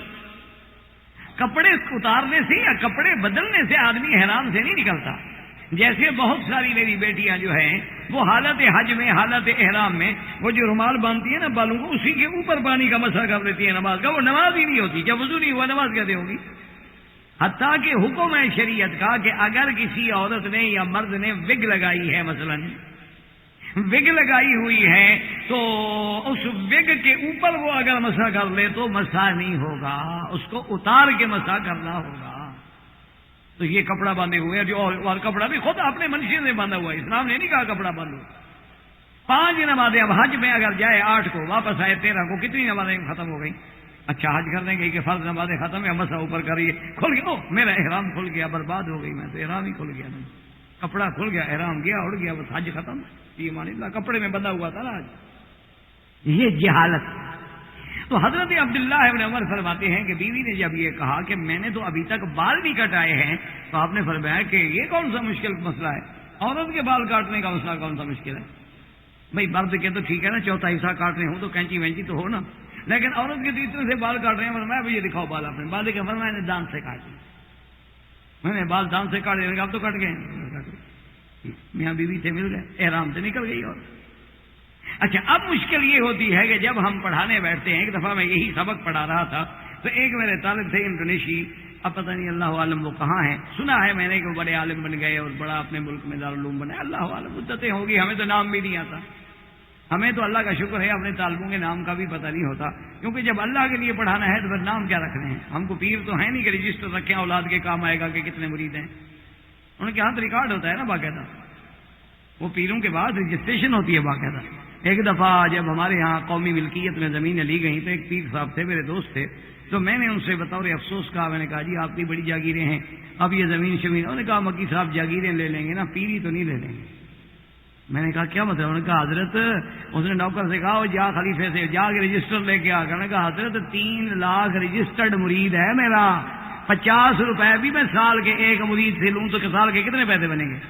میری گاڑیوں کاروں میں فرق نہیں آتا، ساری زمین لے جاؤ. میں نے کہا بھی بات ٹھیک ہے، یہ پیری واقعی بڑی کام کی چیز ہے، اس پہ نہ پابندی لگے، نہ اس پہ کوئی ٹیکس لگے، نہ ایکسائز والے کچھ بگاڑ سکیں، نہ اس کا CBR والے کچھ بگاڑ سکیں. یہ ایک ایسا ماشاءاللہ اور ایسا امر دھارا دھندا ہے کہ ہر بیماری کی شفا ہے. تو خیر بہرحال مجھ سے اس طالب نے کہا، کہنے لگا کہ دیکھو جی کہ حضرت عبداللہ بن عمر جیسا پاک آدمی، مقدس آدمی، کیا وہ اتنی صبر نہیں کر سکتے تھے کہ میراث پہنچ جاتے یا واپس مکے آ جاتے؟ کوئی ضروری تھا کہ راستے میں اپنی بیوی سے ملتے؟ تو اس نے بطور اعتراض مجھے، شاگرد تھا، شاگرد تو شاگرد ہوتے ہیں، طالب تو آپ جانتے ہیں نا طالب کیسے ہوتے ہیں۔ امام ابو یوسف کے پاس رحمۃ اللہ علیہ کے بعد طالب پڑھتے تھے، وہ بولتا نہیں، تو ایک دن امام ابو یوسف رحمۃ اللہ علیہ نے فرمایا اللہ کے بندے سارے طالب بولتے ہیں، سوال کرتے ہیں، پوچھتے ہیں، تم چپ رہتے بولتے کیوں نہیں ہو؟ تو دوسرے دن امام صاحب مسئلہ بیان کر رہے تھے کہ بھئی ہم نے افطار روزے کا اس وقت کرنا ہے جب سورج ڈوب جائے، جب تک سورج نہ ڈوبے ہم افطار نہیں کر سکتے ہیں۔ تو کہنے لگا اچھا استاد اگر سورج نہ ڈوبے تو پھر کیا کریں؟ تو آپ نے کہا بس تمہارا نہ بولنا ہی بہتر ہے۔ اچھا ہوا، شکر ہے کہ تمہارا نہ بولنا۔ وہ ہمارے انڈیا میں رامپور میں ایک شادی ہوئی ایک بہو کی، ایک لڑکی یعنی بہو بن کے کسی گھر میں گئی، اب جناب وہ بہو بولے ہی نا، تو ساس بیچاری پریشان ہو گئی کہ کہیں میری بہو گونگی تو نہیں، کہ 2 دن گزر گئے، 4 دن گزر گئے، 5 دن گزر گئے، اللہ کی بندی بولتی ہی نہیں۔ تو ایک دن آخر ساس نے پکڑ لیا، اس نے کہا دلہن کیا بات ہے، تم ہماری اچھی بہو ہو، 6 دن گزر گئے، میں نے تو اپنی زبان ہلتی بھی نہیں دیکھی، کیا خیر تو ہے، تم گونگی وونگی تو نہیں ہو، تم بولا کرو، کچھ ہنسا کرو۔ کہنے لگی اچھا ساس ایک بات بتاؤ، اگر تیرا پتر مر جائے تو پھر میری شادی کیسے کرو گی؟ اس نے کہا پھر تمہارا وہ گونگا رہنا ہی بہتر ہے۔ انہوں نے کہا اچھا ہے، شکر ہے کہ تم اسی طرح خاموش ہی ہو۔ یہ ساس سے پوچھ رہی کہ تمہارا بیٹا جو مر جائے تو میں بیوہ ہو گئی، پھر میری شادی کس سے ہوگی؟ دیکھو بولی ہے تو کیا بولی۔ اسی لیے ہمارے یہاں ایک محاورہ بھی ہے کہ مردہ نہ بولے، اگر بولے تو کفن پھاڑ کے بولے، ایک محاورہ بھی، پھر کفن پھاڑ کے ہی بولے گا نا بیچارہ۔ تو بہرحال کہنے کا مقصد یہ تھا کہ اس نے اعتراض کیا، تو میں نے اس کو بتایا، میں نے کہا میرا بھائی فرق اتنا ہے کہ وہ لوگ تھے دین پہ چلنے والے، ان کو حلال سے شرم نہیں تھا، حرام سے شرم تھا۔ ہمیں آج حرام سے شرم نہیں، حلال سے شرم ہے کہ اپنی بیوی کے ساتھ ہم مدینہ منورہ جا رہے ہوں، گاڑی بھی ہے، کار بھی ہے، راستے میں ہمیں کمرہ بھی مل سکتا ہے، کبھی جرت نہیں کریں گے بیوی سے کہ بھئی میری خواہش ہو رہی ہے۔ لیکن خدا نہ خواستہ اگر راستے میں کوئی خوبصورت لڑکی کھڑی ہو تو مولوی صاحب بھی دیکھ لیں گے، آپ بھی دیکھ لیں گے انشاءاللہ، نظر انشاءاللہ وہ ہوگی۔ جیسے کسی نے کہا تھا نا اکبر الہ آبادی نے کہ ہمارا بزرگ جو ہے، پیر جو ہے ماشاءاللہ، خلاف شرع کبھی شیخ تھوکتا بھی نہیں، یعنی خلاف شریعت تو یہ بھی نہیں کہ کبھی دائیں تھوک دے، بائیں تھوکتا ہے، لیکن اندھیرے اجالے میں چوکتا بھی نہیں۔ تو اصل بات یہ ہے کہ ان لوگوں کو حلال، جب حلال ہے تو حلال ہے، بات ختم ہو گئی۔ کہ اللہ نے نکاح کر دیا، پھر پوچھنے کی کیا ضرورت ہے؟ اللہ نے بیوی کو حلال کیا ہے تو اس میں پوچھنے کی کیا ضرورت ہے؟ تو اب ذرا اس قرآن کی آیات کو دیکھیں کہ قصہ تحریم میں کتنی بڑی نزاکتیں ہیں کہ بی بی ماریہ ہے، اگر انہوں نے حضور نے بی بی حفصہ کے گھر میں بلا لیا تو کیا ان کی بیوی ہے؟ کیونکہ مستشرقین پھر اس قصے کہانیوں کو بناتے ہیں کہ دیکھیں جی ان کا نبی تو جہاں بیٹھتے تھے وہ تو عورت کو ہی بلاتے تھے، یہ نعوذ باللہ، یعنی جن کے اپنے ہر کام میں عورت ہے، جن کی اپنی عورتوں کا یہ عالم ہے کہ سڑک پہ کھڑے ہو کے زبردستی کار میں بیٹھ جاتی ہیں، جن کی عورتوں کا یہ عالم ہے کہ باقاعدہ اشتہار چھپوا کے ہر ٹیلی فون پی سی او پہ لگا آتی ہیں کہ جب کال کرنا ہو تو مجھے اس نمبر پہ کال کریں، وہ اعتراض کرتے ہیں اسلام پہ، یہ دکھ کی بات نہیں۔ اور خدا کے بندے کچھ تو خوف کرو، سرکار دو عالم کی بیوی ہے۔ اچھا پھر سرکار دو عالم صلی اللہ علیہ وسلم کے پاس موجودہ دور کی طرح محلات تو ہے نہیں کہ آپ کسی کو الگ محل میں رکھیں اور کسی کو الگ محل رکھیں، یہ حجرات تھے حضور پاک کے، یہ جہاں آپ کا مزار مبارک ہے بی بی عائشہ کا ہو، اس سے پہلے جو ہے وہ بی بی فاطمہ کا ہو، اس سے آگے جو ہے اسی طرح جہاں آج کل صف اول ہوتی ہے، آپ نے دیکھا ہوگا مدینہ شریف میں جہاں امام نماز کھڑے ہو کے پڑھاتے ہیں محراب میں، یہ سارے اسی سب میں حجرے تھے حضور صلی اللہ علیہ وسلم کی بیویوں کے، ایک حجرہ آگے تھوڑا سا صحن، دروازے پہ ٹاٹ کا کپڑا، یہ گھر ہے حضور صلی اللہ علیہ وسلم۔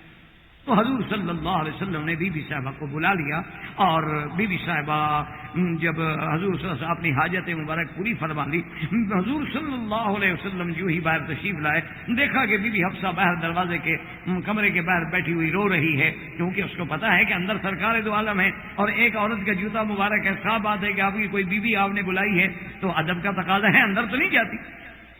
لیکن حضور نے فرمایا کیوں رو رہی ہو؟ تو کہا یا رسول اللہ میرے گھر میں آپ نے دوسری بیوی کو کیوں بلایا، اس میں تو میری توہین ہے۔ اس نے فرمایا، اس نے عرض کیا کہ یا رسول اللہ میرا گھر ہے، میرا نوبہ ہے، میرا بستر ہے، آپ کو اگر بی بی ماریہ قبطیہ سے ملنا تھا تو بی بی ماریہ قبطیہ کے گھر میں تشریف لے جائیں، میرے گھر میں حضور آپ نے بلایا، اس کا مطلب ہے کہ اس کی شان تو اونچی کر دی، میری شان کم کر دی، حالانکہ میں تو عمر کی بیٹی ہوں۔ تو حضور نے فرمایا کہ اچھا تم ناراض نہ ہو، آج کے بعد میں نے اپنے اوپر بی بی ماریہ کو حرام کر دیا۔ تو ایک واقعہ سورت تحریم کے نزول کا یہ ہے، زندگی باقی تو بات باقی، واللہ تعالی عالم وعلمہ اتم۔ اللہم صلی علی محمد وعلی آل محمد وبارک وسلم۔ قرآن اسلام واجب الاحترام بزرگوں، دوستوں، بھائیوں، عزیز نوجوانوں، اللہ کے قرآن کے حکم میں، معانی میں پوری توجہ کرنی چاہیے، کیونکہ یہ تو اس بادشاہ کا کلام ہے جو بادشاہوں کا بادشاہ۔ دنیا میں ایک محاورہ ہے کہ کلام الملوک ملوک الکلام، کہ بادشاہوں کی جو گفتگو ہوتی ہے، جو کلام ہوتی ہے نا، وہ گویا کلام کی بھی بادشاہ ہوتی ہے، یعنی جیسے بادشاہ لوگوں کے بادشاہ، ان کی گفتگو گویا گفتگوؤں کی بھی بادشاہ ہوتی ہے۔ تو بادشاہوں کی باتوں میں اشارات ہوتے ہیں، کنایات ہوتے ہیں، بات بڑی محدود ہوتی ہے لیکن معنی بڑے دور رفتار، دور رس ہوتے۔ اور یہ تو اس اللہ کا کلام ہے جو شہنشاہ ہے، جو ملک الملک ہے، ملک الاملاک۔ اس صورت تحریم کے شان نزول میں ایک واقعہ کا ذکر کیا گیا ہے کہ سرکار دو عالم رحمت مجسم سیدنا محمد مصطفیٰ صلی اللہ علیہ وسلم نے بی بی حفصہ جو سیدنا عمر کی بیٹی ہیں اور زوجہ محمد مصطفیٰ ہے، سیدہ حفصہ کے گھر میں حضور تشریف لے آئے۔ ان کا دن تھا، ان کی نوبت تھی، ان کی باری تھی، کیونکہ حضور صلی اللہ علیہ وسلم انتہائی عدل فرماتے تھے۔ ایک تو آپ کی زندگی کا روز کا معمول مبارک یہ تھا کہ ہر روز عصر کے بعد تقریباً آپ اپنی تمام بیویوں کے پاس، تمام ازواج کے پاس، امہات المؤمنین کے پاس تشریف لے جاتے، کہیں 10 منٹ، کہیں 5 منٹ بیٹھتے، خیریت پوچھتے، حال احوال پوچھتے، کوئی حاجت ہوتی، کوئی ضرورت ہوتی، یا وہاں کوئی اور عورت آئی ہوئی ہوتی کسی مسئلے کے لیے، اس کے مسائل بھی حل کر دیتے۔ اور پھر حضور صلی اللہ علیہ وسلم عشاء کے بعد اس بیوی کے گھر میں تشریف لے جاتے جس کی باری تھی، جس کی نوبت تھی، کیونکہ اسلام نے یہ پابندی لگائی کہ اگر ایک آدمی ایک سے زیادہ شادیاں کرتا ہے تو اس کے لیے انصاف لازمی ہے، عدل لازمی ہے، لباس میں، نفقات میں، حتیٰ کہ وقت میں۔ ہاں باقی دلوں کے معاملے ہیں وہ اللہ کے ہاتھ میں۔ تو حضور صلی اللہ علیہ وسلم تشریف لے گئے۔ یہ باری جو تھی بی بی حفصہ کی، بی بی حفصہ رضی اللہ تعالی عنہ نے حضور سے اجازت طلب کی تھی اپنے والدین کے گھر جانے کی، تو حضور پاک نے اجازت دے دی۔ بی بی حفصہ رضی اللہ تعالی عنہ اپنے والدین کے گھر تشریف لے گئیں، اور سرکار دو عالم رحمت مجسم سیدنا محمد رسول اللہ صلی اللہ علیہ وسلم نے اپنی ایک باندی ماریا قبطیہ، جن کو آپ نے پھر اپنی بیوی بنا لیا، آپ کی زوجہ بن گئی، وہ بھی امہات المومنین میں شامل ہو گئی۔ اور سیدہ خدیجہ الکبریٰ کے بعد صرف یہ بیوی ہے جس کے بطن سے اللہ نے حضور کو بیٹا دیا، ورنہ حضور کی جتنی اولاد ہے وہ ساری سیدہ خدیجہ الکبریٰ سے۔ آپ کی 4 بیٹیاں، آپ کے 3 بیٹے جو ہیں، وہ 2 بیٹے عبداللہ، ابراہیم، یہ سب بی بی خدیجہ کے بطن سے۔ آپ کی 4 بیٹیاں بی بی رقیہ، ام کلثوم، زینب، فاطمہ رضوان اللہ علیہن اجمعین، یہ سب بی بی خدیجہ کے بطن سے۔ حضور کے ایک بیٹے حضرت ابراہیم ہیں جو بی بی ماریہ قبطیہ کے بطن سے، لیکن اللہ کو یہی منظور تھا، وہ بھی فوت ہو گئے۔ تو بی بی ماریہ قبطیہ کو حضور پاک نے پیغام بھیجا اور ان کو بلا لیا، کیونکہ سرکار دو جہاں کی اپنی ایک سوچ تھی۔ ہر کسی کی اپنی اپنی سوچ ہوتی ہے نا، اپنی اپنی فکر ہوتی ہے، ہر کسی کی ایک فکر ہے، ایک سوچ ہے۔ حضور صلی اللہ علیہ وسلم کی یہ سوچ مبارک تھی کہ اگر میں اپنی یعنی جو اصل بیویاں ہیں ان میں سے کسی کو بلاتا ہوں تو شاید اس کے لیے بھی ناگوار ہو کہ میں دوسری بیوی کے گھر میں کیوں آؤں، اور میرے لیے بھی شاید یہ مناسب نہ ہو۔ لیکن ماریہ قبطیہ جہاں تک حضور پاک نے اس کو لیکن پھر بھی اصلاً تو وہ باندھی ہے کہ آپ کو بادشاہ اسکندریہ مقوقس نے ہدیہ کیا تھا، تو باندھی تو کسی حال میں انکار نہیں کر سکتی، چاہے اس کو بالغ کہیں بلائے، اور باولا کہتا ہے ایمانکم، وہ آپ کے ملک میں ہیں۔ تو اس لیے حضور صلی اللہ علیہ وسلم نے ماریہ قبطیہ کو بلانا مناسب سمجھا۔ یہ اپنی یعنی ایک سوچ ہے، ایک فکر ہے، خیال ہے۔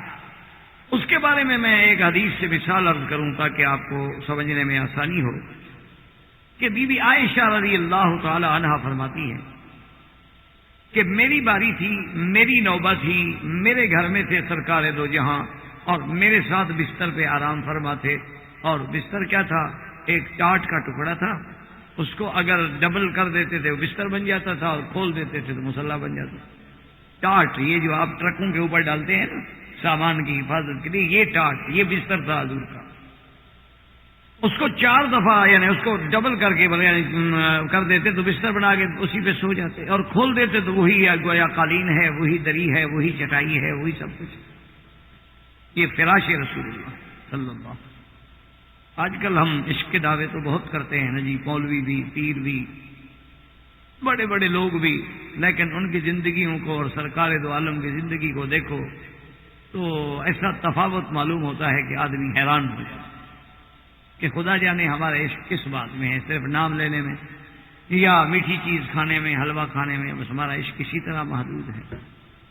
لیکن دندان مبارک شہید کرانے میں تو کسی کو توفیق نہیں ہوتی. اللہ کی توحید کے لیے اپنے پاؤں چھلنی کرانے کی تو کسی کو توفیق نہیں ہوتی. اتباع سنت رسول میں رات کو ٹاٹ میں سونے کی تو کسی کو تکلیف نہیں ہوتی. تو بہرحال بی بی عائشہ فرماتی ہے رضی اللہ تعالی عنہا صدیقہ بنت صدیق کہ میری جو آنکھ کھلی میں نے دیکھا فما وجدت رسول اللہ کہ حضور تو بستر پہ نہیں ہے. تو سیدہ عائشہ فرماتی ہیں کہ میرے دماغ میں فوراً ایک خیال آیا کہ پتہ نہیں حضور مجھے چھوڑ کے کسی دوسری بیوی کے گھر میں تشریف لے گئے، کیونکہ گھر تو کٹھے تھے نا بیویوں کے ازواج مطہرات. اس کا یوں آپ اندازہ فرما لیں کہ جہاں اب حضور کا روضہ مبارک ہے یہ حجرہ ہے بی بی عائشہ. اسی کے ساتھ آگے سارے حجرے تھے لائن میں، جہاں اب صف اول ہوتی ہے اور محراب ہے اور منبر ہے اور امام کھڑے ہو کے نماز پڑھاتی ہے، ساری جگہ جو ہے حجرے. یہ حضرت عثمان رضی اللہ تعالیٰ عنہ نے خرید کر کے پھر مسجد میں ملایا تاکہ مسجد کو بڑھا دیا جائے، مسجد چھوٹی ہو گئی. تو گویا کہ ایک حجرے میں دوسرے حجرے میں تشریف لے جانا کو مسئلہ درمیان میں تھوڑا سا فاصلہ ہے. تو بی بی عائشہ